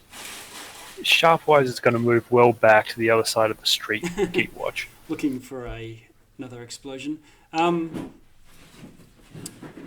He says, "Right, this is exactly what I needed. Good, fabulous idea." What is it? What does the letter say? Well, this is a new combination. A new combination of elementally infused powders. Apparently, this one will be more stable. The fabric between the material and the elemental planes shall be interwoven. He sort of looks as if it's some sort of pipe dream of his. Do you have any reason to suspect that your prior research is responsible for these fire elementals milling about?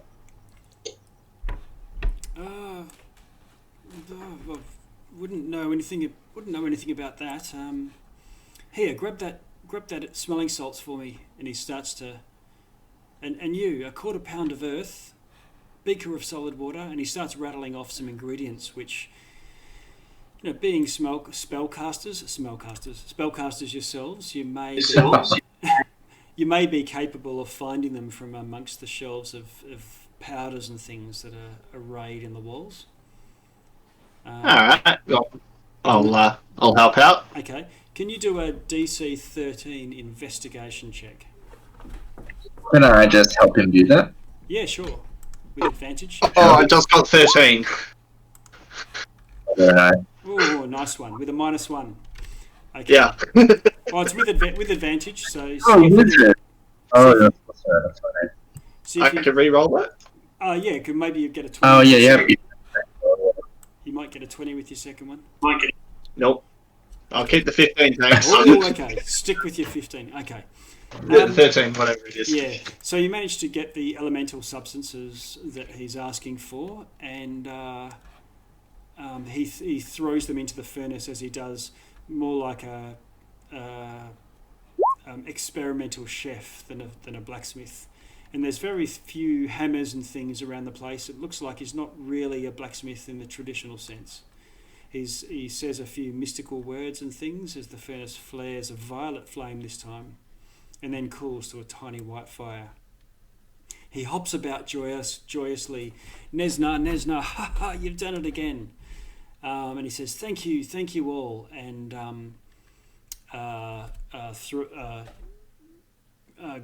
rummages in his pockets and pulls out a purse of gold and tosses it to you.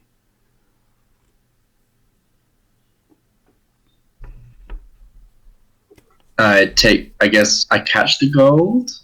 Yep, okay. I go, nice. And then, is your experiment alright? What is the goal? Stable connections to the elements.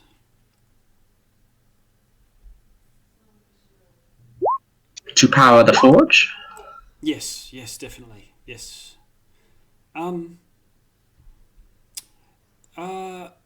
Look, you've been such a great help. I'd like to give you another gift as you leave, and he goes over to his over to a shelf where there's 2 black metal bars, and he hands you these and says, "This is as a personal thanks from me." 3 of them. Well, we are very grateful. Okay, you can have. Thank you, sir. You can have an Arcana check on these. As he gives it to you, they're much heavier than what you would expect for the size of them. Advantage. Okay. That Arcana. You're not sure what they are, but they are very heavy. Was that with advantage or just normal roll? Oh, yeah, no, you can have advantage. Oh, that was just normal roll. You can. Okay, cool. Yeah.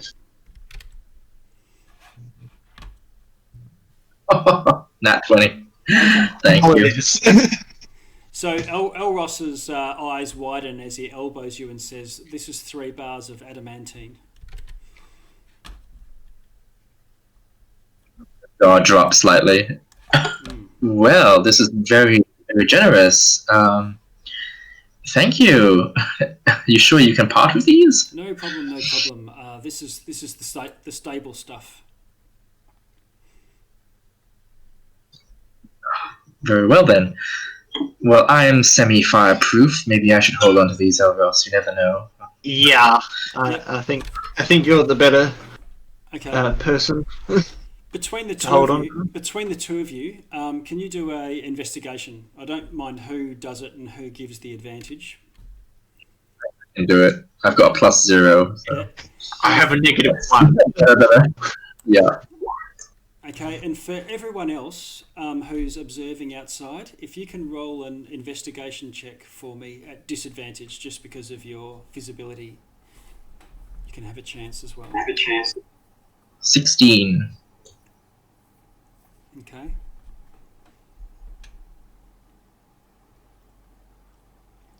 Oh, at the disadvantage. Yeah. A disadvantage, yeah.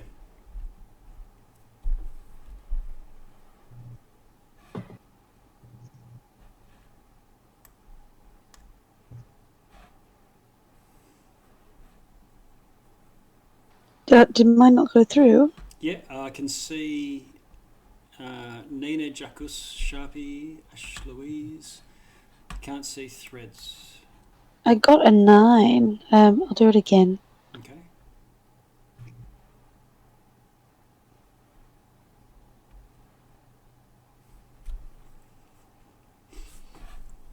think it's academic at this point because we've got a 20 from Ash, but at least he's not going to argue something that everyone else thinks something different because yeah. Oh, I see. Yeah. So you've got it working there. Threads. Okay, yeah. Yeah. Nice. You're fairly convinced, Ash, that this is likely the cause of the methods being.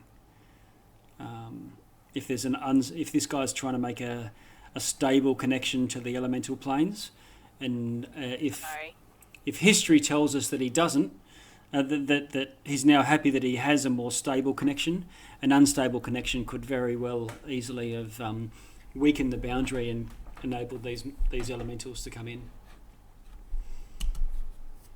So, when was your last experiment with the elemental planes, if I may ask? Never stops. Never stops. Oh boy. Well, thank you again for the bars. Good luck with your research. Okay.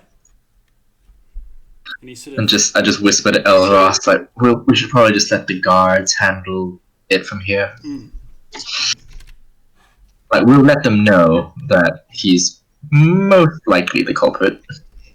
He's a little bit cuckoo, isn't he? Just a little, yes. So,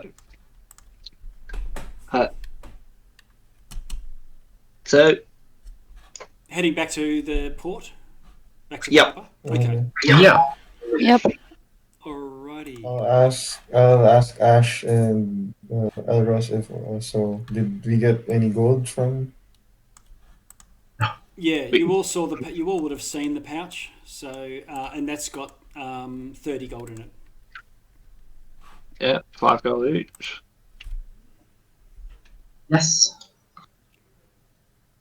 And also these 3 bars of adamantium, which I suppose we can have turned into items, equipment at some later point.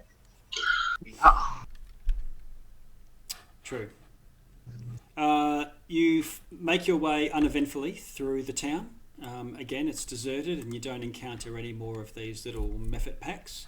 You're fairly convinced that there are others around the town, though. I suppose at this point we should be reminded that Vanifer, that tiefling from that last city, she said not to open her package. And I had a bit of a look at the package from the Arcane Brotherhood, and it was powerfully warded. And the package that we've just delivered helps some, most likely, at least partially insane blacksmith stabilize a rift to the elemental planes, and he's almost certainly the cause of the attack here. I just thought I might bring up that we may want to reconsider making some of these deliveries. Who knows the kinds of people we've been chartered to assist. Question for the tiefling. Yes.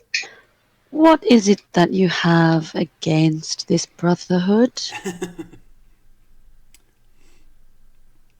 Well, like the Zentarim, they're an organization that, among other things, deals in magical smuggling and experimentation, and I just have it on good authority that they've been a menace in the past, and they seem to be becoming more active in the 10 Towns area. It's just something to definitely keep an eye on. And the fact that, we encountered monsters near their tower and their package is so strongly protected by magics that I don't think any of us could crack leads me to be a bit suspicious. Maybe. I'm not sure why it's surprising that a tower of mages would magically protect its parcels. Well, we don't know what's in there. This experiment here has already taken lives. So if there's a sinister organization that uses magic, who knows what they'll be smuggling, or having us smuggle unknowingly for them. Maybe they were warding against people just like you, looking at their packages. interest in robbing them. I was curious. I mean, we are the safe hands that transfers the packaging. We have to know what we're transporting, don't we? And then What if it's something illegal? I want to jump in here and I'll be like, yeah, we are only paid to deliver, not ask questions. I think if you want your coin, you should just deliver it. And if it is something dangerous that takes lives, like here, is your honor to be bought by 10 gold pieces? 10 gold pieces each. Can you pay me more to care? Because I'm getting paid 10 gold to not care. she just like scoffs and just like doesn't know what to say now. At this point in your stroll through the city, heated On with our debate. jobs. Heated debate about whether this is a worthwhile job. You come within sight of the docks, and the lady who greeted you originally comes. We should definitely tell this lady about the out. Mad Smith, though, because I mean that guy was stark raving. We should try and get some coin out of her too. She might pay us double to care. Okay. Kalani rushes up to you. How did you go? What fare you? Did you manage to find him? Is he safe? Smith is a nutcase. He's summoning elementals. Good luck with that. She looks to you, Nina. I think it was you spoke to her on the docks. Was it? Nutcase. You and Ash Louise were That both. was Ash, yeah. Yeah. So she looks to Samwise from his pony and Samwise? Did I say Samwise? Yes, you did. Sharpwise.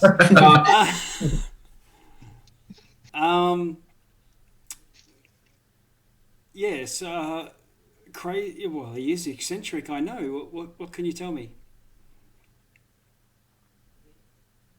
Well, go ahead. Sharpie's just going to keep riding on, like he's not stopping to talk. Okay. Anyone else have anything, or shall I give what I think of the story? You give it, Ash. It's he's a bit of a nutcase. Yes, well, In desperate need of a drink. And how he appears to have been trying to stabilize a portal or a connection to the elemental planes to power his forge. And our package was going to help him do that, but it's almost a certainty that his previous experimentation without these components were why he may have made an unstable connection and brought these elementals in. He didn't seem particularly concerned either. I mean, I'm not one to cast guilt without evidence, but I'm pretty sure it's him. She sort of shakes her head sadly at that. And rather than, like, let's get him, everyone, is more, oh dear, he's eccentric, but far from having any evil or evil intent. I would expect, once word of this gets out, that a mob will descend on him by dawn, most likely. Is there any chance you could convince him, even if he were to move his operation outside of the town? Definitely. We can do that. But if you're asking for help now, we've done you a service to get rid of those elementals. in a Oh, very short certainly. time. Oh, certainly. There is a Yeah. reward. There is a reward. Oh. If you can stop this troubles that we're having, there is a pouch of gold reward. Oh, tell me more. How much are you? How much are you talking about? And we'll see if it's worth our time before we have to well- leave port.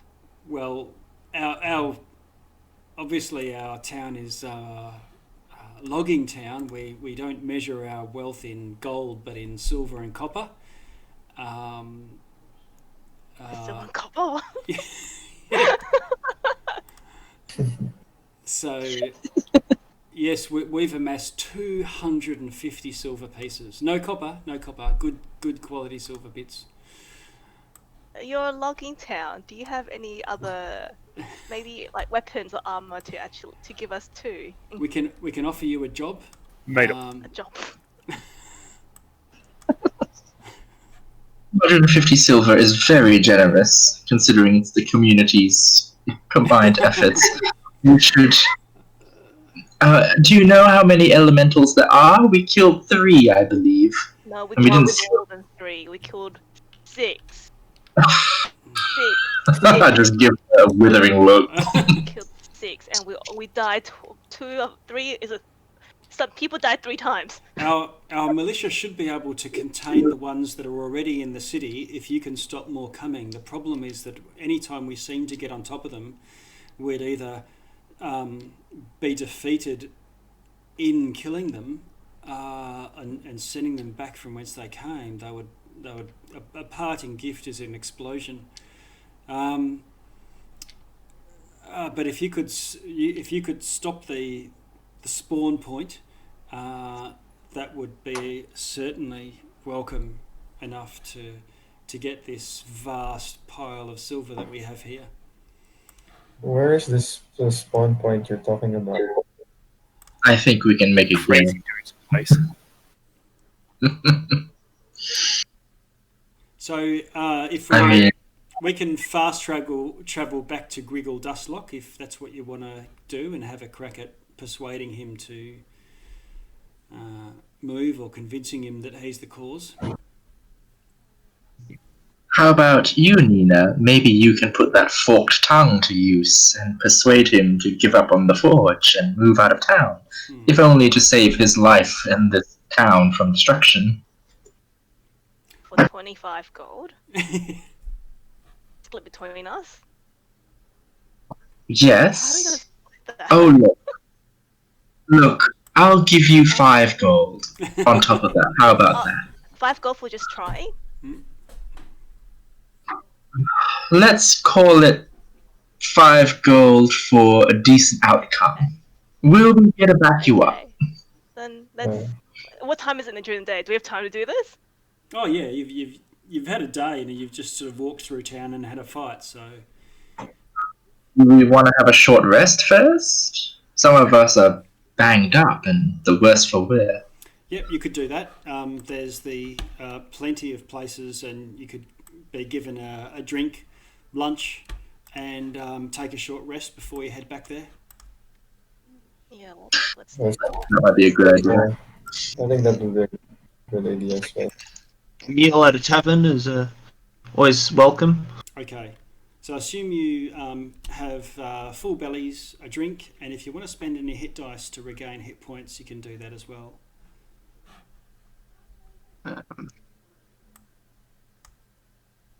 What was the rule about long rests and healing? Okay, so I use a more extreme version of healing, that you don't heal all your hit points automatically overnight. You just get all your hit dice back. Otherwise, a short rest and a long rest are identical as per the player's handbook. Okay.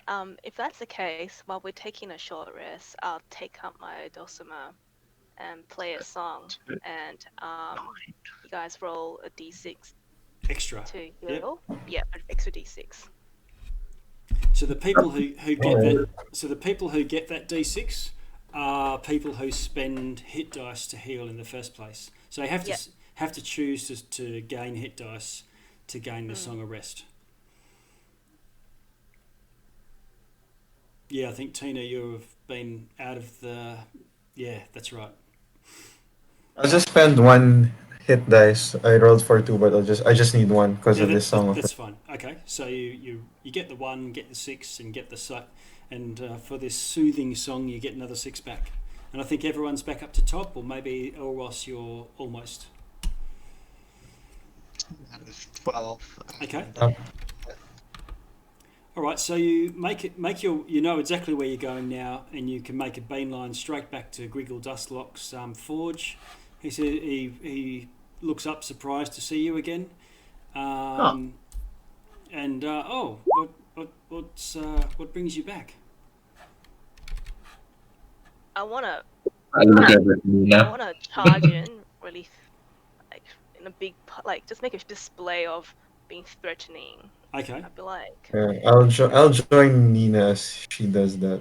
yeah, Okay. I'll just like I'll stomp at him, stomp towards him, but like you're causing so much trouble.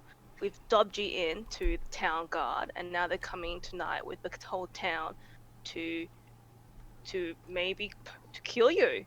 Oh, I had no idea. Why? Why would they be doing something as evil as that?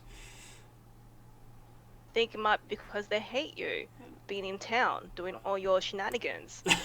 but but they're not without reason. We've been the good citizens that we are. We've been able to talk to the town guard and the citizens, and we've told them if you move your forge out Yeah. with their help, well, they might be willing to help. Who knows? That they won't come and kill you tonight. Oh my god. Okay. Can you roll? Do you want to? Are you trying to persuade him or intimidate him? I'm gonna intimidate him. Okay. You can have an advantage. Do that with advantage.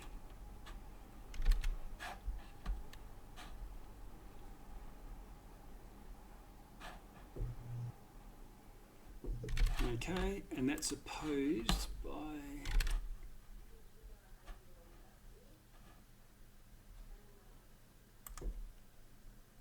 Ooh, okay. Your intimidation is enough to rock him back on his heels, and he's clearly filled with self-doubt. And he says, "Well, certainly, I'll put out my forge and start packing straight away." And before he goes, I want to be like, and the townspeople, they demand you give them money to compensate them for their houses. You can pass them to me. He says, "Well, Also, come here to kill you. yeah, okay. Roll another a deception. Roll that'll be a deception. And Jackus will like stare at him Menacingly. menacingly, like Oh my god. 20 on deception. Jesus Christ. Oh my god. Okay. He rummages around and sort of empties his pockets, and about 10 gold fall out, and then he goes over to his drawer and pulls out some silver and piles that on top, and you have this little pile of assorted coins worth another 30 gold. Okay, and I wish him a good long life. I think You've, this guy has more money than the town. he just gave you pretty much everything he had.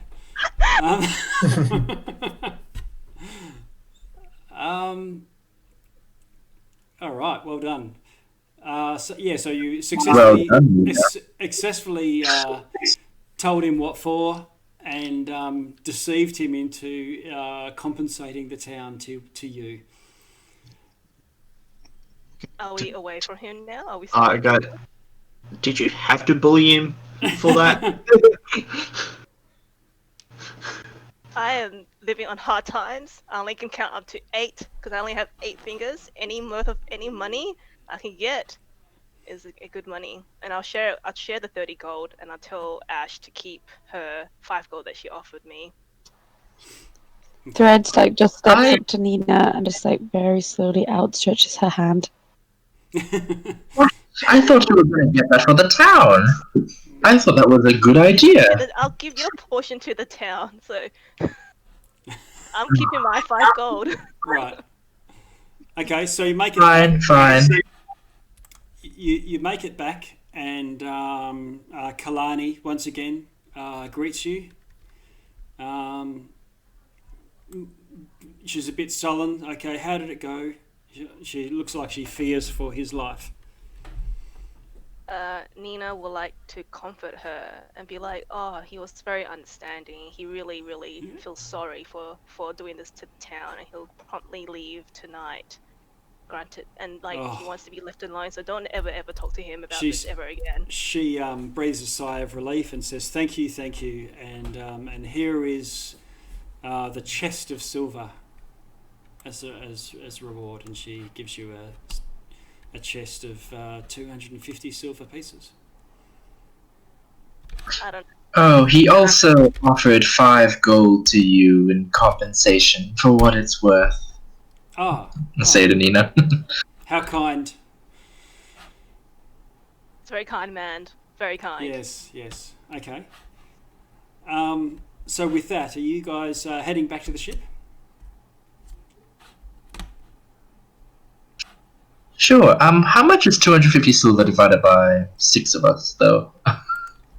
4 plus a Is bit. something. 40, 41, 42. 250 divided by 6. 41.7. So 41 silver, 7 copper. Okay. 47 copper. So 41 silver and 7 copper. Okay.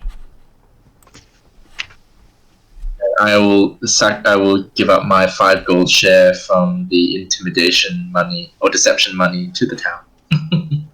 Okay.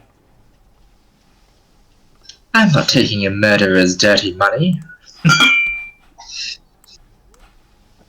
Everyone's a murderer.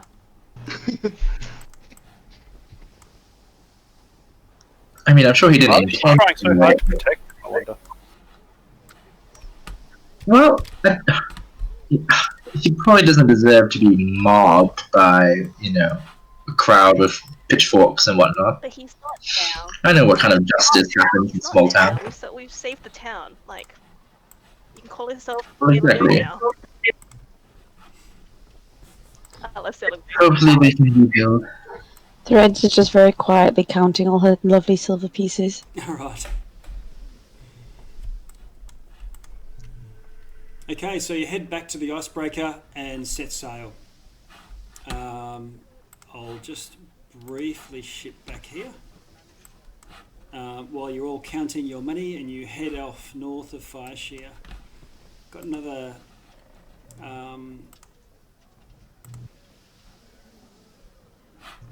Let's see. I'll just mark For adamantium armor or weapons, which is really good weaponry. Stat-wise, what? Like, is it like a +1? Oh, Stat-wise, I think it's like a +3, what? if I remember correctly. How did you get this so early in the campaign? You'll have to find someone who knows, either a blacksmith or weaponsmith or something. Not blacksmith, but more weaponsmith or armorsmith. And even then, adamantine is rare.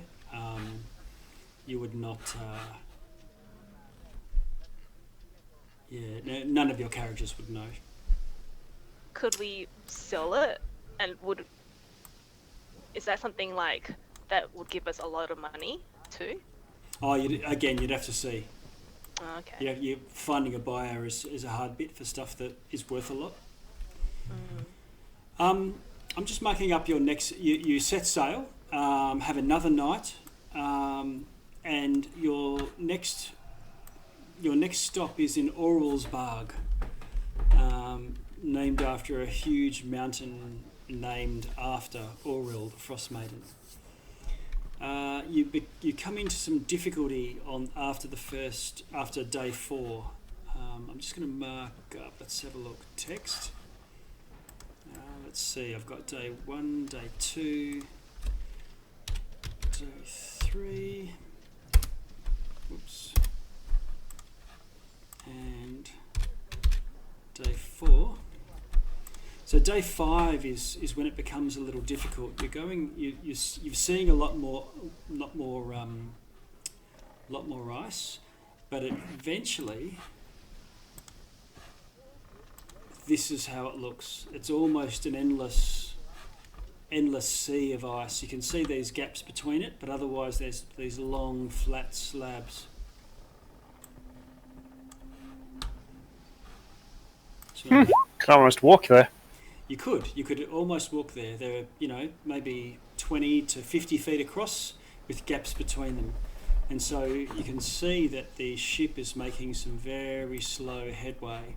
Not well, Is the maybe. ship actually breaking through the ice? Is that why it's called icebreaker? Yeah, so it's got a strengthened hull, and is made for this sort of stuff. It doesn't. It can break through thinner ice, but it's more they're picking their way through, and it pushes each of these blocks aside. But it can't. There's no ships that break solid ice shelf. But if you're looking at your handout there, which everyone should now see, there's these ice flows, and the sailors all see this as quite a bad omen. This is effectively a sea of moving ice, which on your map is marked well above where you are. Seeing this to help the icebreaker, it's really nice. I'm gonna blast fire blasts to just help break up that ice a bit. Okay, yep. So you're going to spend your time at the prow. Is anyone else Yeah. want to spend that? You know, some of you I think were helping out. Jackus and Sharpwise helping the sailors. Anyone else want to take a post or spend their time doing something at least during the day? I would like to help the sailors too, just to navigate the ice flows, knowing how dangerous they are. Okay. I would like to ask the sailors when they have a free moment about what the omens mean, and just curious about omens of the sea in general, and asking them about their dreams. He says, yeah. So they say that rumours are that the far north, has not seen a summer. So it's been almost as if it's the ocean has been behaving as if it's winter all year long. Oh, I see. That, others say that others on the ship say, well, that's Cool just story. that's hyperbole. When they say summer has never arrived, what their meaning is, it's been a cold summer. But others, they point to the icebergs that you're going past, and this constant slush that you're not slush, but these slabs that you're pushing your way through, and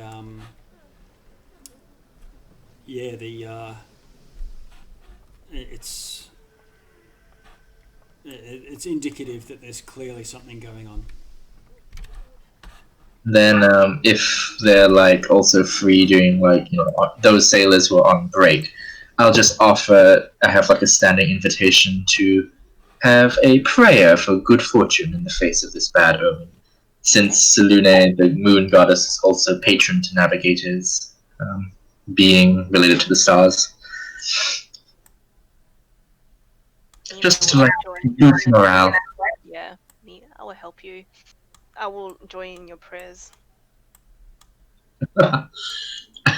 She gives you the side eye, but like, sure, all are welcome. And privately, I will also pray if Selune sees fit to grant any omens to me or to any others that she does so. Since she does offer omens to those who ask in good faith, like for good reasons. So I just sort of let that dangle as like a personal prayer that I'm always available. Since I'm sent up north to do good work anyway.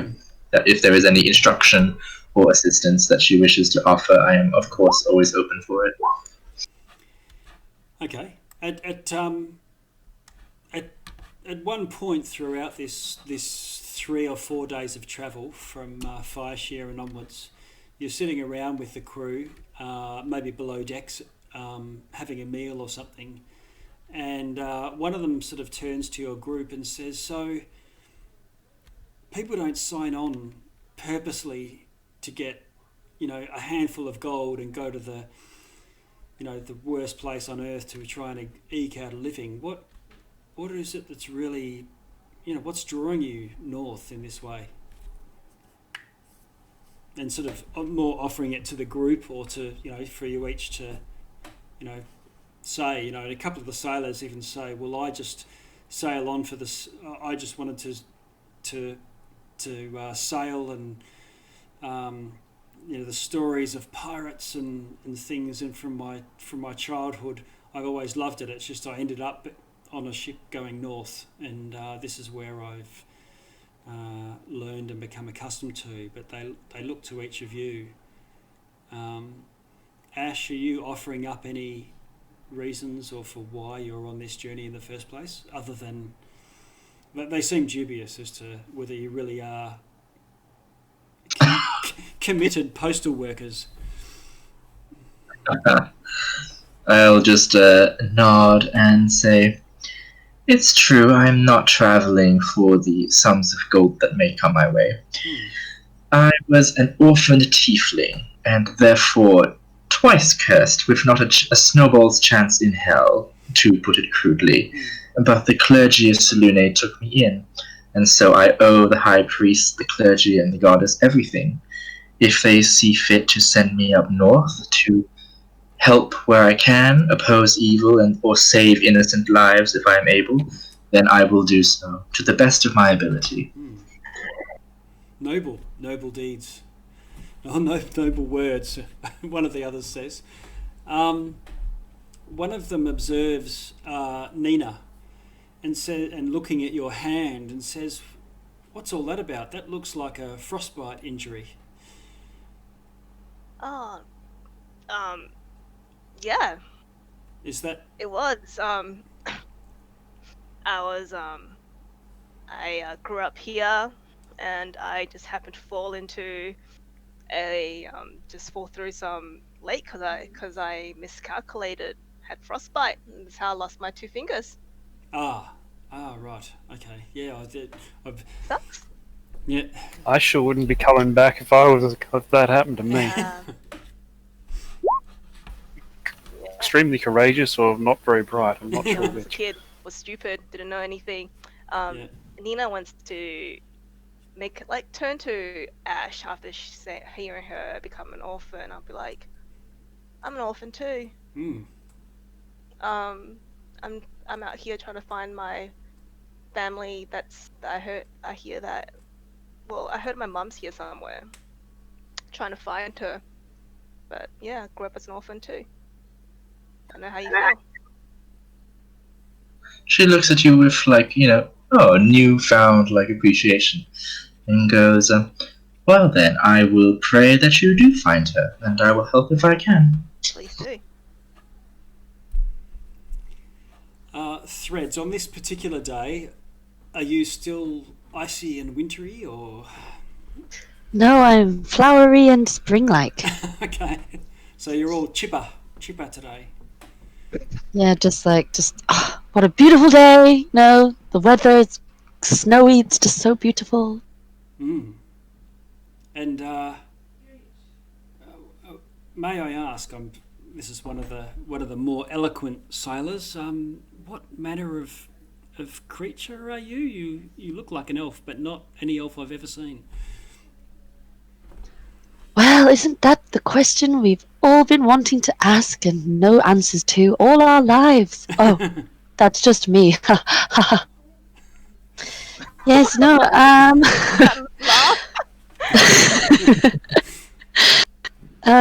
no, I know at least that I'm an elf, but what kind? Myself, I do not know. Oh, curious. In fact, I was hoping that perhaps a journey away would find me some answers. Sabbatical. Yes, yes. So everyone sort of finishes their drinks and or finishes their meal and whatnot, and it's at that point you hear something bang on the side of the hull, a thump, as if you've hit something. I rush out. How exciting! I rush out too. Okay. Same. I rush out in fear, not with excitement. Okay. All right. So let's see. You come out from this point here. So I'm gonna keep everyone in the order that they are right now, and just move you. I'm just gonna move the horse out of the way for the moment because it's below decks. I'll get these guys down here. Ash in orientation there, and threads here. So that's, I think, 1, 2, 3, 4, 5. Where's the sixth person? Elros. Okay. Yikes. So you hear this thud, and the whole ship is rocking from side to side, and you hear a cry of alarm from the crow's nest. The sound came from this direction over here.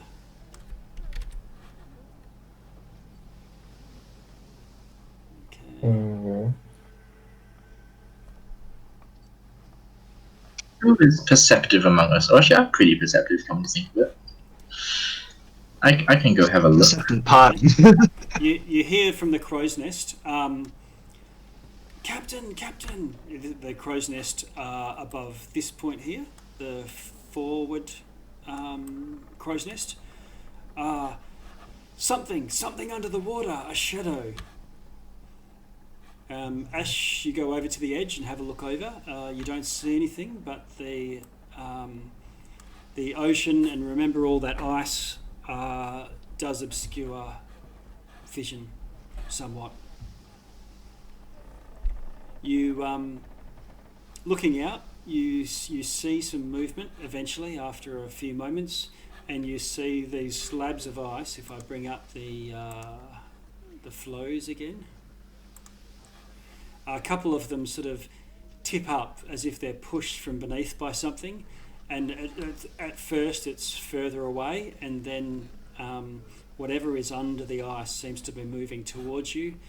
It's coming right for us, you hear above you. Sorcerer, are you able to do something? And shoot at that shadow.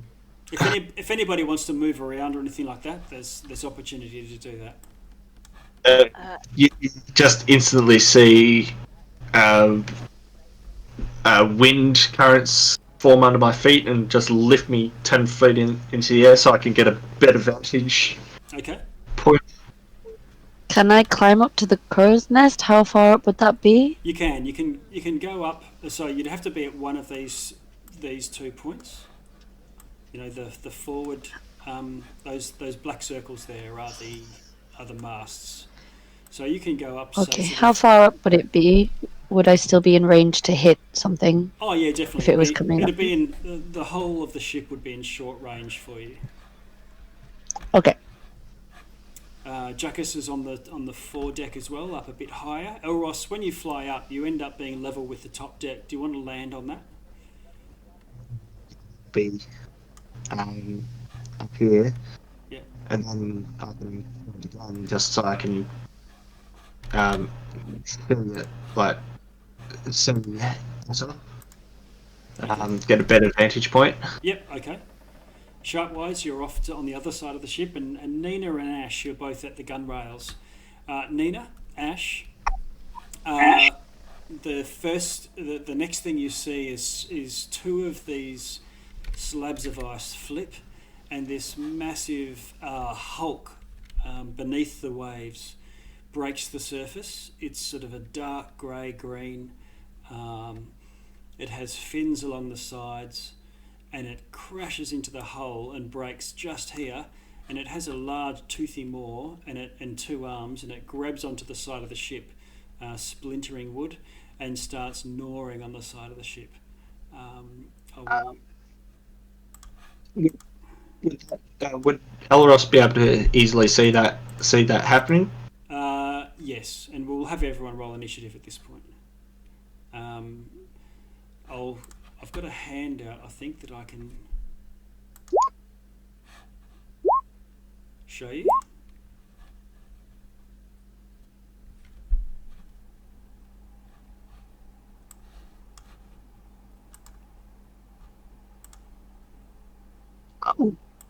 Dead. Goody.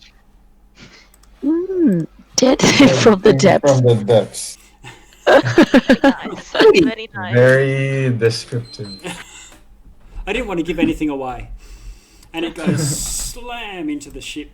And you can see it's protruding a little bit into the ship, but that's below deck. And the ship is now taking on water. I will add an initiative turn to the dead thing from the deck. Oh, hang on. Let me just clear. Remove all turns. Clear. Oh. So we have to re-roll our initiatives. If you've already done it for this combat, you can add yourself back in and change it to whatever you rolled. Okay. Alright. I'm fine with that. I'll just do that. Yeah, slightly better.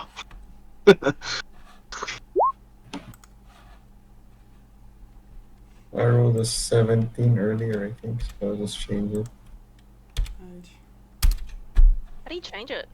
Oh, you just highlight your number on the turn order, and it should become editable.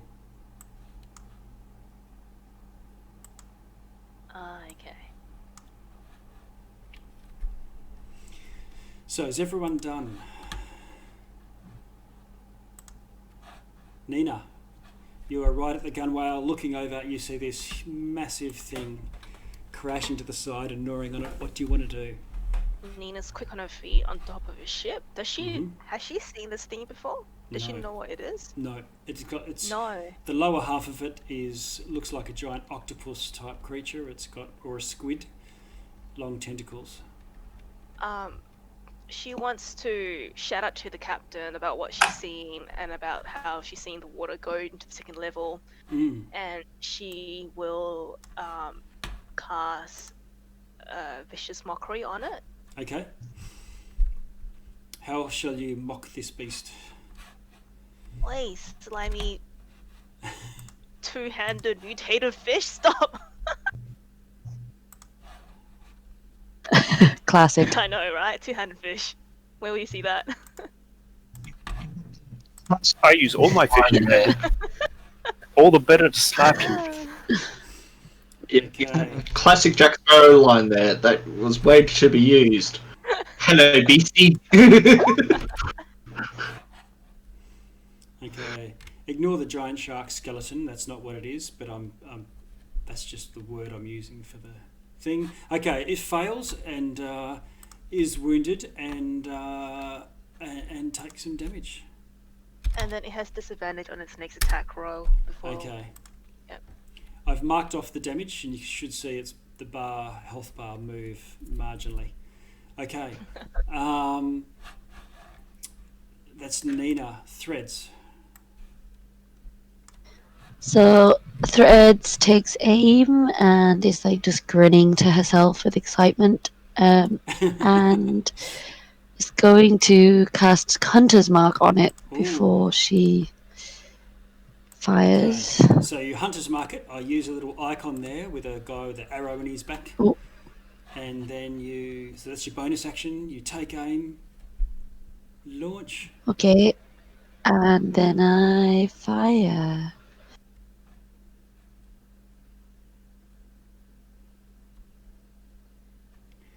Hit armor class 14. Armor class 14 hits. So the damage is 8, and it's piercing damage. So we take your 4 there. So it's a 12 damage.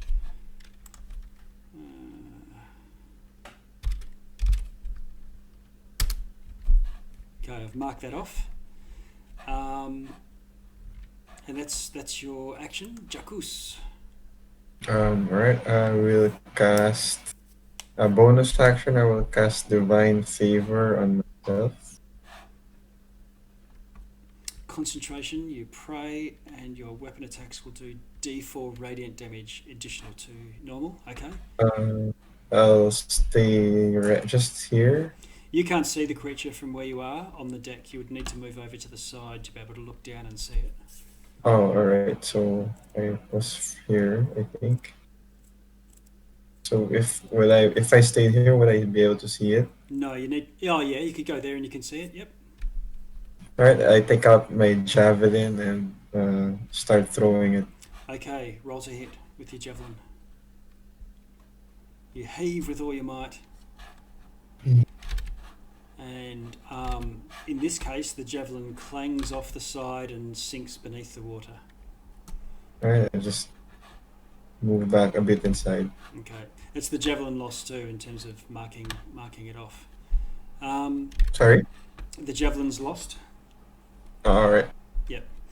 I think I have 5 pieces. Yeah, you still got a few of them. Sharkwise. You can see people throwing javelins and firing arrows from above to something on the other side of the ship.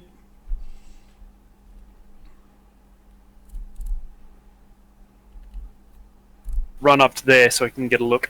Okay. Let's see. What's the distance there? With your 25? It's about 35, so he has to run. Yeah, okay, so it's a dash, and you get there in time to see what's going on and take stock of things. Do you have cunning action now? Can you do a bonus action as well? Yes, I do. So I can do that if I can see him from there. I'll So it's a bonus action dash. So you chuck a rock at him. So because you're so fast, you're able to make it across the deck and up the ladder and across the other deck and still get a sling off the side. Go for it.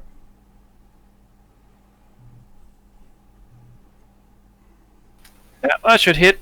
It's not going to do a lot of damage though. It's just a rock. Yeah. This thing is huge. 4 damage. Okay, I've marked off the damage. And yeah, so you can see you are cracking through this thing, and it does take an injury. Hard to see. It's chip damage. It'll take a lot of things like this. Elros. So is it at the top of this area here? Is it at the top, or is it how far down is it? It's at the waterline, so it's gnawing beneath the waterline, but you can see its hulking shoulders above the water. Far down is the waterline from that part of the ship. Probably about 15 feet. Oh, actually, no, 10. 15 from the top deck. Yeah. So I'm going to run down to here. Okay.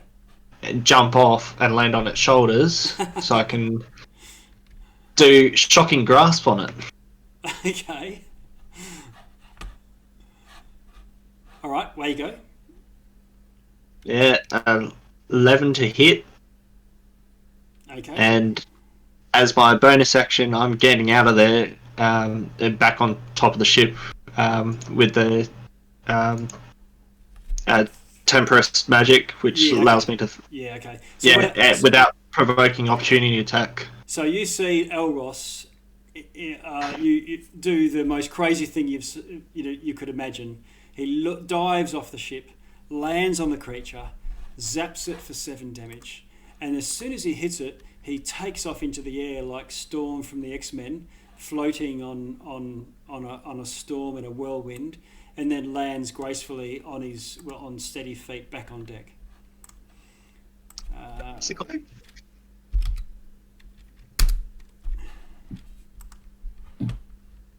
Didn't get killed enough times with the fire elementals, huh? I got it back. Okay, can you just do a dexterity? It's not a saving throw, just a athletics or acrobatics for me. Your choice.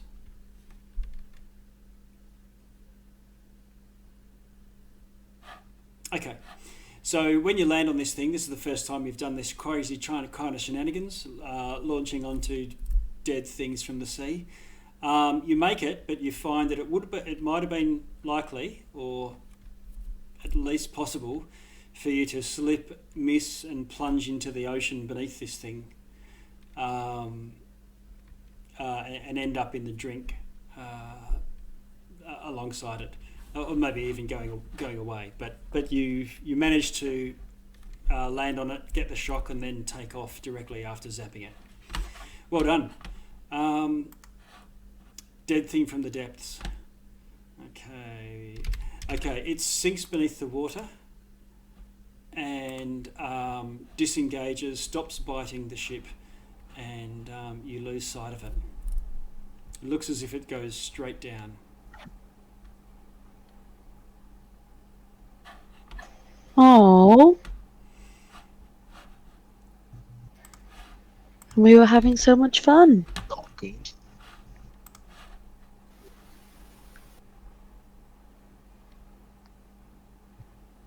Are we out of combat? It seems so. Does anyone want to do anything particular? Is anyone injured among the sailors or the crew? No, Ship? the ship is injured. The ship is injured very. I assume we Go take below deck a lot and see the water. horses. I asked the crew members if they have any cannons on the ship. Yeah, so the captain from the helm right at the back orders crew below and orders others above to arm themselves with javelins and line the sides of the ship. Do they have I any would like cannons? to climb this Do they have any pole. cannons? Hang on, sorry, Nina, what were you saying? Sorry, I just want to climb this pole and go Oh to yeah, the top. okay. So I'm gonna put just for you and Threads. Let's have a look. Put some sort of elevation token. Let's have a look. Put the angel outfit or the castle Good one. Yeah. one. The white tower. You've now got wings. What? That one. Like the symbol I've got. Where is it? That'd be a good watchtower one. Very good. That's Also, can I still tell where it is since I put Hunter's Mark on it? yes. You get advantage to track it, so you don't automatically. But if you're trying, you get a sense that it's beneath the ship. I would like to shout that out to the people on the deck. Okay. You also get a sense that it is in proximity, so it's far from vanished. Okay. Is it trying to eat wood when it attacked? Is it trying to eat the ship? So while Threads is calling out and others are dashing below decks to repair the ship, you sort of lean over and examine the sides and ponder what you saw it do.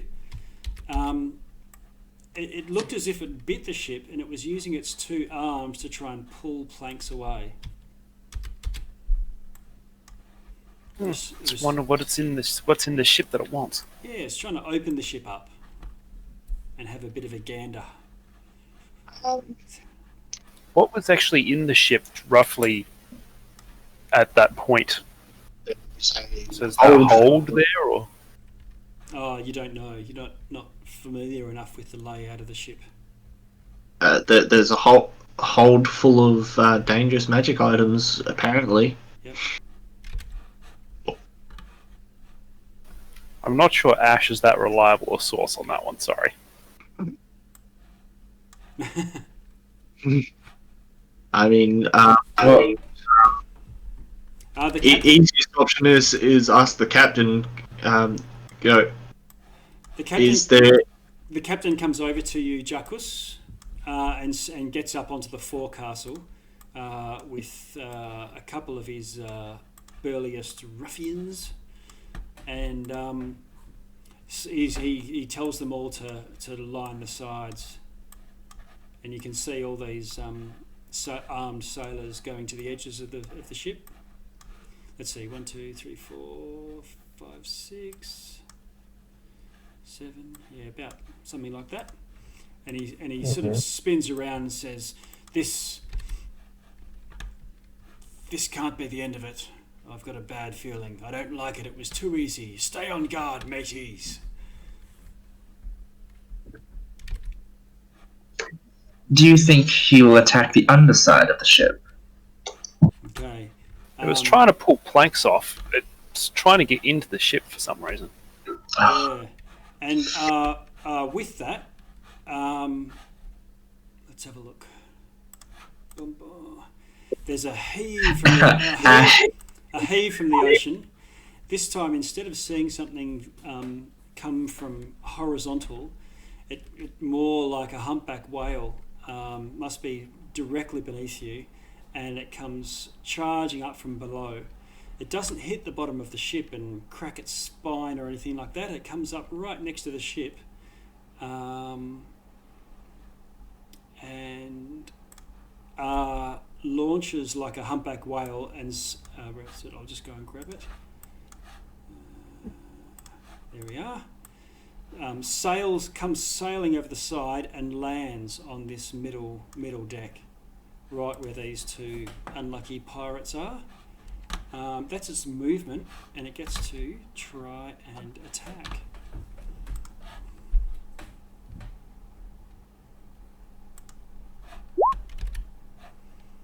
Okay, it bites a sailor and swallows it. Ooh. And we've got about 15 minutes. I'm just going to go and put the kettle on, and then we will carry on from our initiative rolls at this point. Ash, you'll be up next. Splendid. I'm just going away from. It's not much. I'm just going away from keyboard Yep. for a second. Oh, good. I'll probably grab a drink as well. I was just going to say there's not much I can do to heal someone who's been swallowed. Resume. Okay. Yeah. So Ash, how have you decided what you're going to do? Since there's Yes. horror of seeing this thing eat a sailor. Seeing that, I will rush forward and take up my. I'll rush forward and say, "Spit him out at once!" and conjure a silvery sword made of like silver fire and moonlight as I cast inflict wounds and just like take a single slash at him. Okay. Inflict wounds.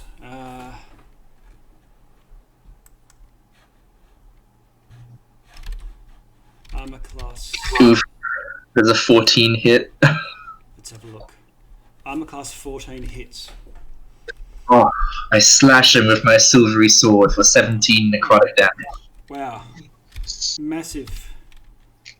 Well, saying massive, you can see how much that's done to him. Yes, I don't just heal. It's a big chunk. Nina, you're up the first layer of the sail. Seeing the monster come back up onto deck and eat a crewmate, she's gonna assume this monster's not as charismatic as the elementals that she made. She's gonna cast Bane on it. Okay. Charisma check of 13. Okay. Okay, it fails. So it's for up to 1 minute. That's not Okay. a key concentration. So that's minus D4 to hit rolls Yep. and saving throws. It's now Yes. cursed. And as a I want to throw a bardic inspiration to our paladin. Okay. Bardic inspiration. What color is inspiration? Oh, sorry, I don't know how to roll that. No. What Yeah. what color do you? Because I'll use it for whenever you give me. Yeah. It'll be red. Let's go Okay. red. So there you What go. does that do? I'll link it. It's an extra d6 on any of your Oh, okay. ability checks, attack roll, or saving throws. All right. You can do Thanks. it. You can do it after the rolls too. So Oh, okay. handy. To see if I need it. Threads, you're at the top of the other mast. You can see this creature on deck. It's not particularly mobile, but what do you want to do?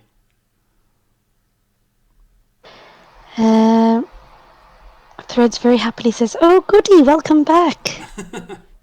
And just takes a shot at it. Okay. It's still marked. Yep.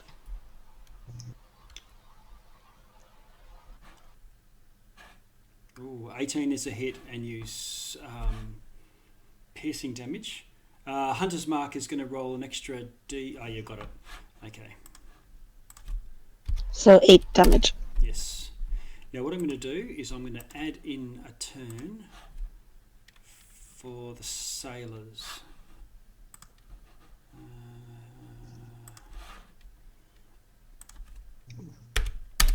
Including the captain. So where is that? It's on 5. So that would be in between Ash. So I'm going to do them now before I move on, because otherwise they would have missed a turn. So these guys all race in. 1, 2, 3, 4, 5. 1, 2, 3, 4, 5. Yeah, you can get to there. 1, 2, 3, 4, 5. Yep. Cut open his belly. We have to get him out of there.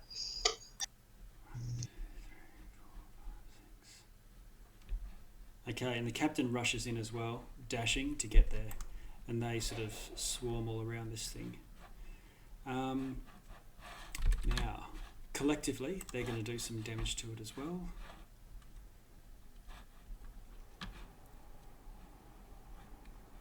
Okay, how many sailors are there? 1, 2, 3, 4, 5, 6, 7.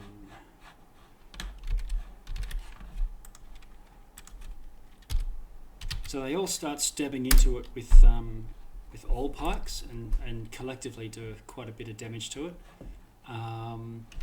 The captain also does 10 with a couple of attacks. I'm just averaging and applying like an average damage for them. Okay, so Threads, you've just had your shot. I'm going to move on to you, Jacus.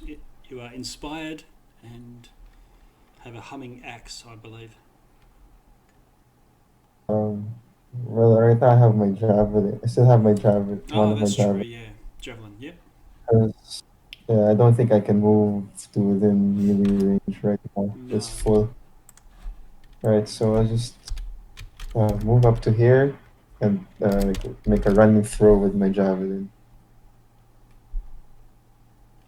Okay, javelin. 30 foot is the short range. So if you're within 30, Can I roll? Oh, I'll yeah. use the Easy. inspiration.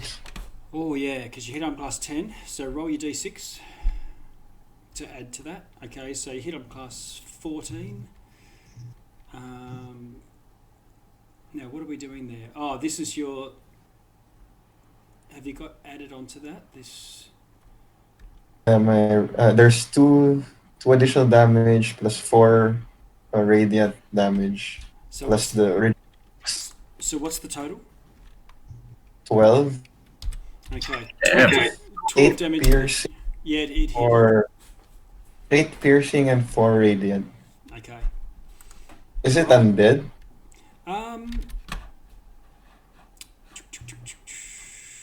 Because it would take additional damage from radiant, I think, right? Some undead take additional damage. Some don't. This thing seems to not be. It takes damage, but not. It's not whatever you call it, vulnerable to any one of the damage types that you've done so far. But to the question whether it's undead or not, it does seem to be parts of it seem to be rotting and have bites out of it from sea creatures. Okay. Alright. Sharpwise. Wait, so we don't even get super large calamari out of this? Worst. So Sharpwise is going to get to about there at the top. He's going to jump on top of the shoulders of one of these guys piking and then try and basically climb up this thing using a pair of daggers as pittons. So Okay. I'll take the attacks and then basically try and climb up with the rest of my movement.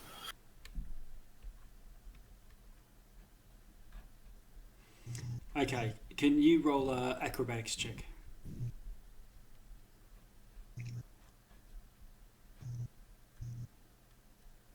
22. Okay. That'll just be opposed by his. Similar to a grapple, but. Okay, yep, you managed to climb up on top of it and you're sort of riding this thing. And stabbing. Yes. I'll try and get to its eyes if I can. Okay. Oops, sorry, that's actually my sling damage. It's exactly the same anyway, so it doesn't matter. Okay. So 7 damage. Yep, and another one from the knife. So, oh, sorry, no, never mind. I can't do that because it's bonus action. My bad. Just the 7. Okay. All right. Heroic stuff from everyone. Elros. Everyone's in the way now for what I was planning on doing. Do you need to be in melee range? No, ranged. Oh, you can see it. It's 15 foot tall. It's 15 foot tall. Oh, okay. At least, yeah. Well, I'm casting a magic missile. Okay. So how did we work that out again? Yep. I just cast 3d4 plus 1, is it? 3d4 Plus plus 3. 3. Plus 3. Yep. I will just do it on here. 3d4 plus 3. Okay. Nice. I'll just display it so it's there. There we go. Okay. So 11 damage it's done to it. 3 more bolts of magical energy come in. Okay, this thing seems to sort of squat down like an octopus sort of does when they're stretched out initially and it bulges down, and it then seems to sort of pulse on its chest as if it's bringing something up, and then finally its mouth opens super wide, almost as wide as the whole creature is. And in the same way as a seen enemy can just spit its own stomach out and turn it inside out, this thing does the same thing. It's like when you see a drift net opening up on a deck and everything all just spilling out. All these dead fish and sea creatures all pour out onto the deck, slushing across this whole area. As well as sailor. And the sailor? Yeah, the one that got swallowed. The one that got swallowed is well, half of him comes across the deck, and you're not sure where the other half is. Oh, Problem is that 4 other creatures, humans, that probably were swallowed sometime in the past, also end up on deck. Let's see. There we go. And they rise up, clearly undead, and go to attack. One is fighting the captain. You can see him over there. One of them goes to you, Ash.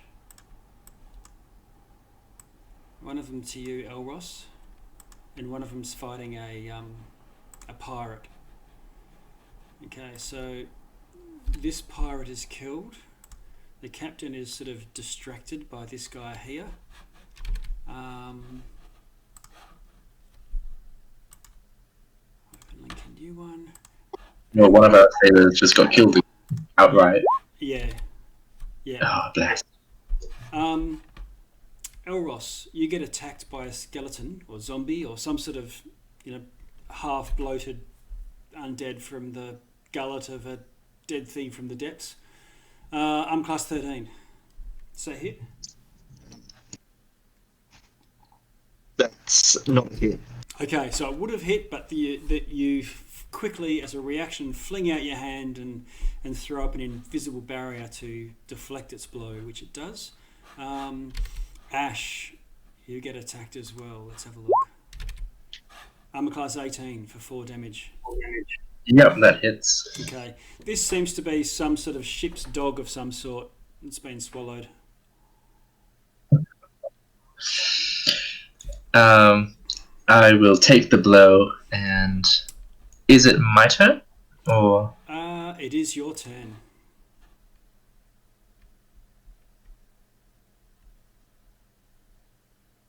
What do you want to do? 13 to hit with another inflict wounds.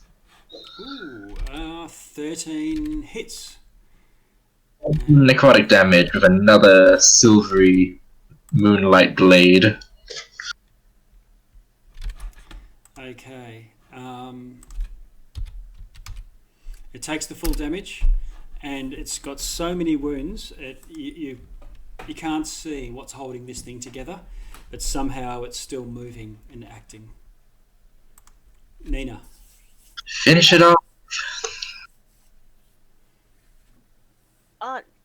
It's my turn. Can I come down this? How far down can I get? Can I come to deck level? Yeah, you can come down to deck level. In Okay, fact, then from that's where you are, it's probably about a 20-foot drop to get to this point here by coming down a rope ladder. You know how Okay. there's, so you can be here using up 20 foot of your move. Right. Yep. And I'll slash at this undead. That the captain is. This guy here. Okay. Yep. Yep. Roll to hit with your rapier.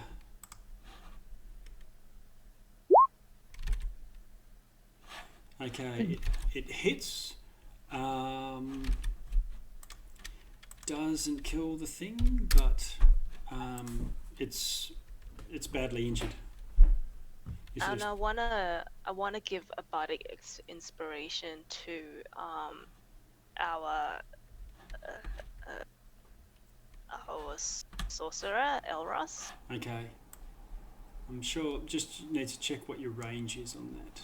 60 feet. Okay. Yeah, you can give it. You can inspire Elros. Sing a little ditty. Elros, you are so cool. You are so great. I love your thunder, lightning. Okay. Thunder and lightning, very, very frightening. You should have imagined Elros, type. And Jacos has used his inspiration, so I'm just shifting the red dot to you, Elros. Okay. Yep. That's Nina done. Threads.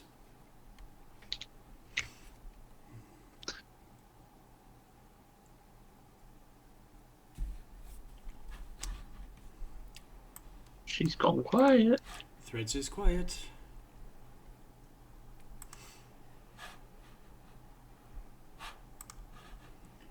I'm just checking our thing. Yeah.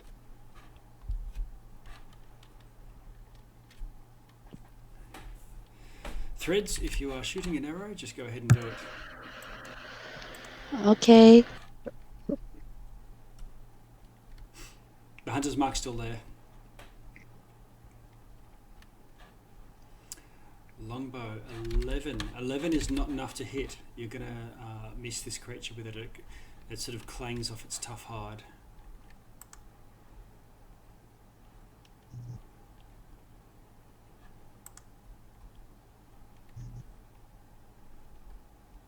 Okay. Can you hear me? We can, Yeah, yeah. we can now. You've just come back. Okay. Good. Okay. That's my turn then. Jackus. Alright, I'll take out my long sword for this one. Can I scooch on over to here? Or am I in his space? Yeah, these other guys are preventing you from getting into melee range. You could sort of dash to get around to the other side. I'll just get one more javelin then. Yeah, okay. All right.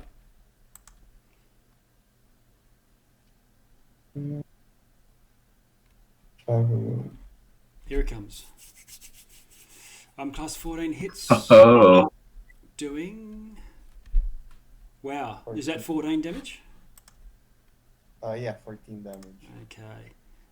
Your javelin sails into it. You're almost vanishing inside this creature's torso, and it twitches a couple of times and then slumps to the deck. Sharpwise sort of lands on top of it, huffing and puffing, and still with a dagger in either hand. Alright, I take out my longsword and then Okay. I'll move Do you want over here. 1, 2, 3. You can move over to here. That's 4 squares. Yeah. Okay. Yep. Cool. If you want to move another one, you can. If you want to engage one of these undead that are still walking the deck.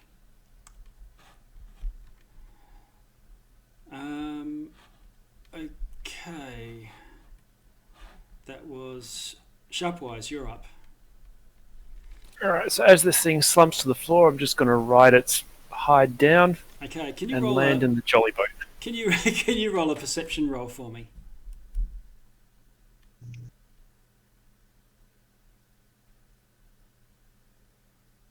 Nice one. 17. Okay, so you're right there to see what happens. As this thing sort of deflates underneath you and you land, over, let's say here, you see what looks like a brain with 4 legs just appear. Oh, really? In which case, I am going to go jump and land on that thing. The brain is about the size of a human brain, so it's tiny, That's okay. Stab it now before it runs off and does something stupid. Okay. Eat it. Roll to hit. I'm more worried about it eating me.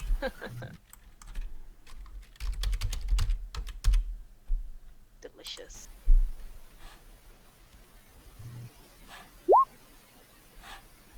Does a 13 hit? Loading. 13 hits. Alright, 7 damage and second knife. 1. And I will shout out to everyone, hey, there's something here. Not sure what it is. Think it was controlling that thing. Okay. Would casted the second I knife? don't think you've heard Sharpwise say that many words in a very long time. Yeah.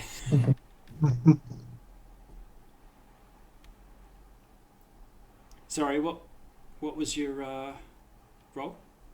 Your second knife? Yeah, I see you've got a... Just 1 damage. Oh, okay. All right. Okay.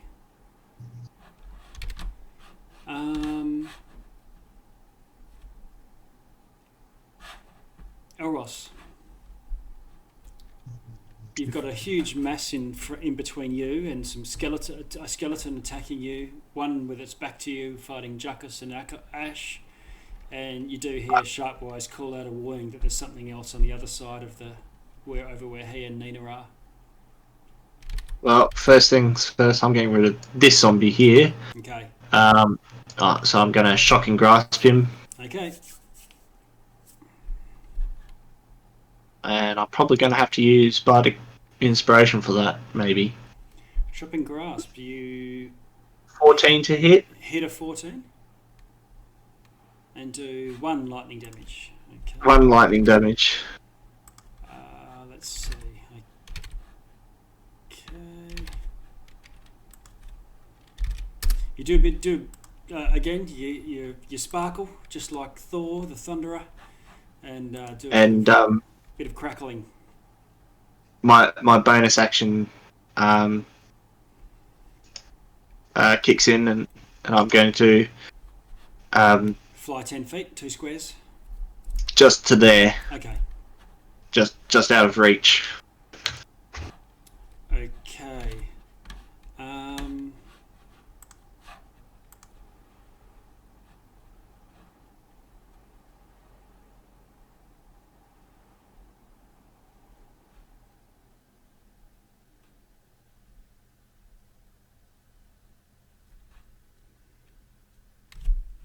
Right. This thing at your feet, Sharpwise, it sort of backs away and dashes off away from you. Can I get a strike at it? You can. I'll do that. And I'll... Yeah. Where's it dashing? 16 will hit for another 6 points. Ooh, okay. So you slash it again. It doesn't It doesn't vanish, but doesn't kill it, but it does do damage. Nina, it dashes over the gunwale, running past you, and you can get an attack on it too. Oh, With can I grapple it, or can I like try and hold it instead of attacking? Yeah, sure. You can try and grapple it. Is the athletics thing? Yeah, you Or roll. is it... Yeah, what happens is you roll a strength, an athletics roll, and it can roll either athletics or acrobatics to try and get out of it. It's a brain. It's a brain. Yeah. Oh, Well, compared to What can a brain do? it's a brawn. Let's see.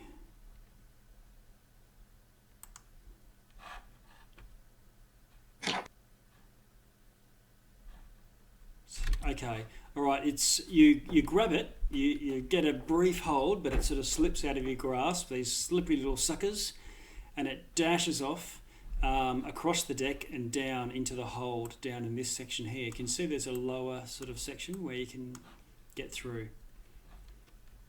And it's quick. It's moving far faster. Not far faster, but definitely faster than a human can run. It took 2 free strikes and did a dash action instead. But this tiny little brain has run off out of your sight. Ash. I'll just swing onto the nearest skeleton with my mace. Okay, there's one there.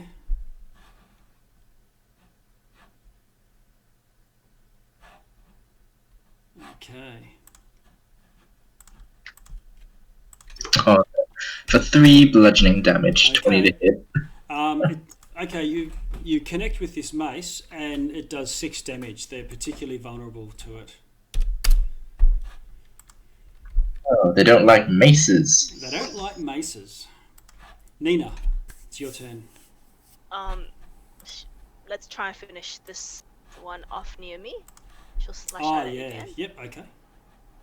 for 11. 11 is a miss. Okay. No bonus. No bonus. Okay. That's it. Threads up the top. You lose your. You know that this creature is no longer marked. It's dead. You can shift your hunter's mark with a bonus action if you want. It's still a spell that you're concentrating on. So I can't automatically have it on the brain No. since it came out of the thing. No, you don't know. You don't necessarily know where the brain came from, but it's. I think Samwise is assuming that it jumped out of the thing. Okay. Is there anywhere? Sorry. Is there any other way down into the hold other than over here? Yeah. There's doors underneath both of the forecastle and aft castle, and portholes along the sides. Usually they're closed up to the elements. Okay.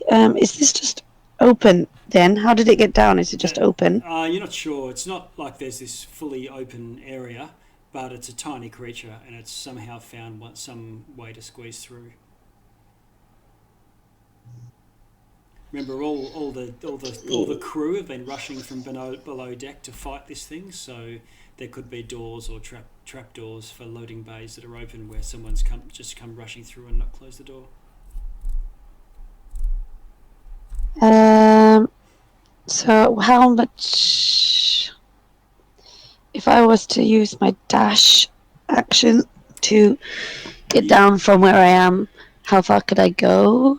So 10, 20 it was to get you to the ground level. Let's see, if we go snap to corner, that means you could go another 40, so you'd get to about there, counting your descent as well. Maybe somewhere along there. Okay, I would like to give chase to the brain. Critter, yeah. So I'd like to use my dash action to get 1 second to get to here-ish. Yep.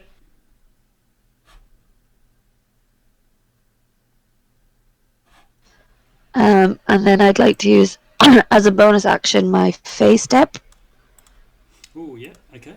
to take me extra 30 feet. To where it vanished. 1, 2, 3, 4, 5, 6. So over to here. Yep.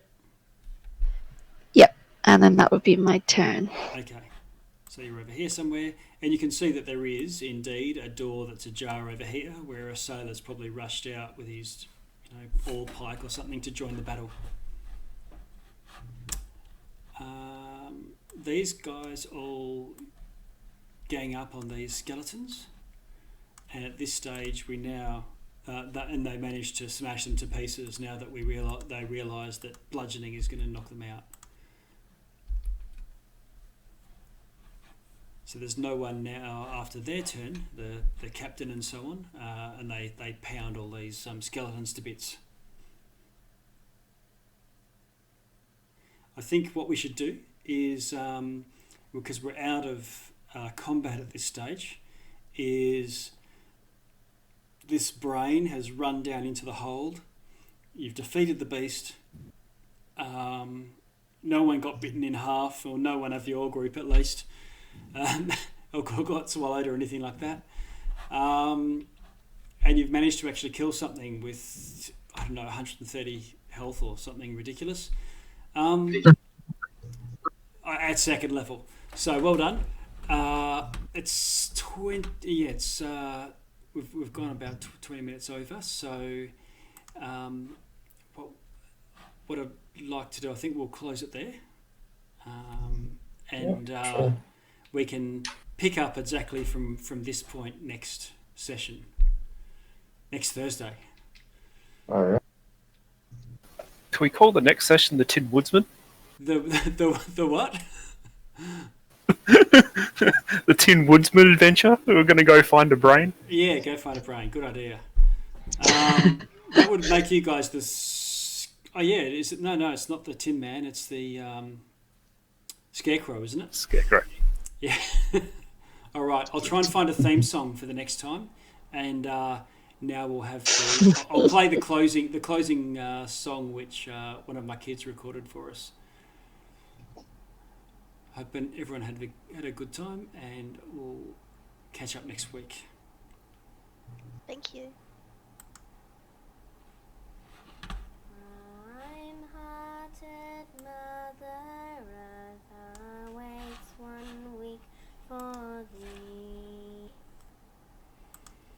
All right. With that, thanks everyone. Thank you. You'll have to Okay. decide Thank you. what the hell you're going to do from here. But Good night. you can It's ramping up. share your wealth of silver.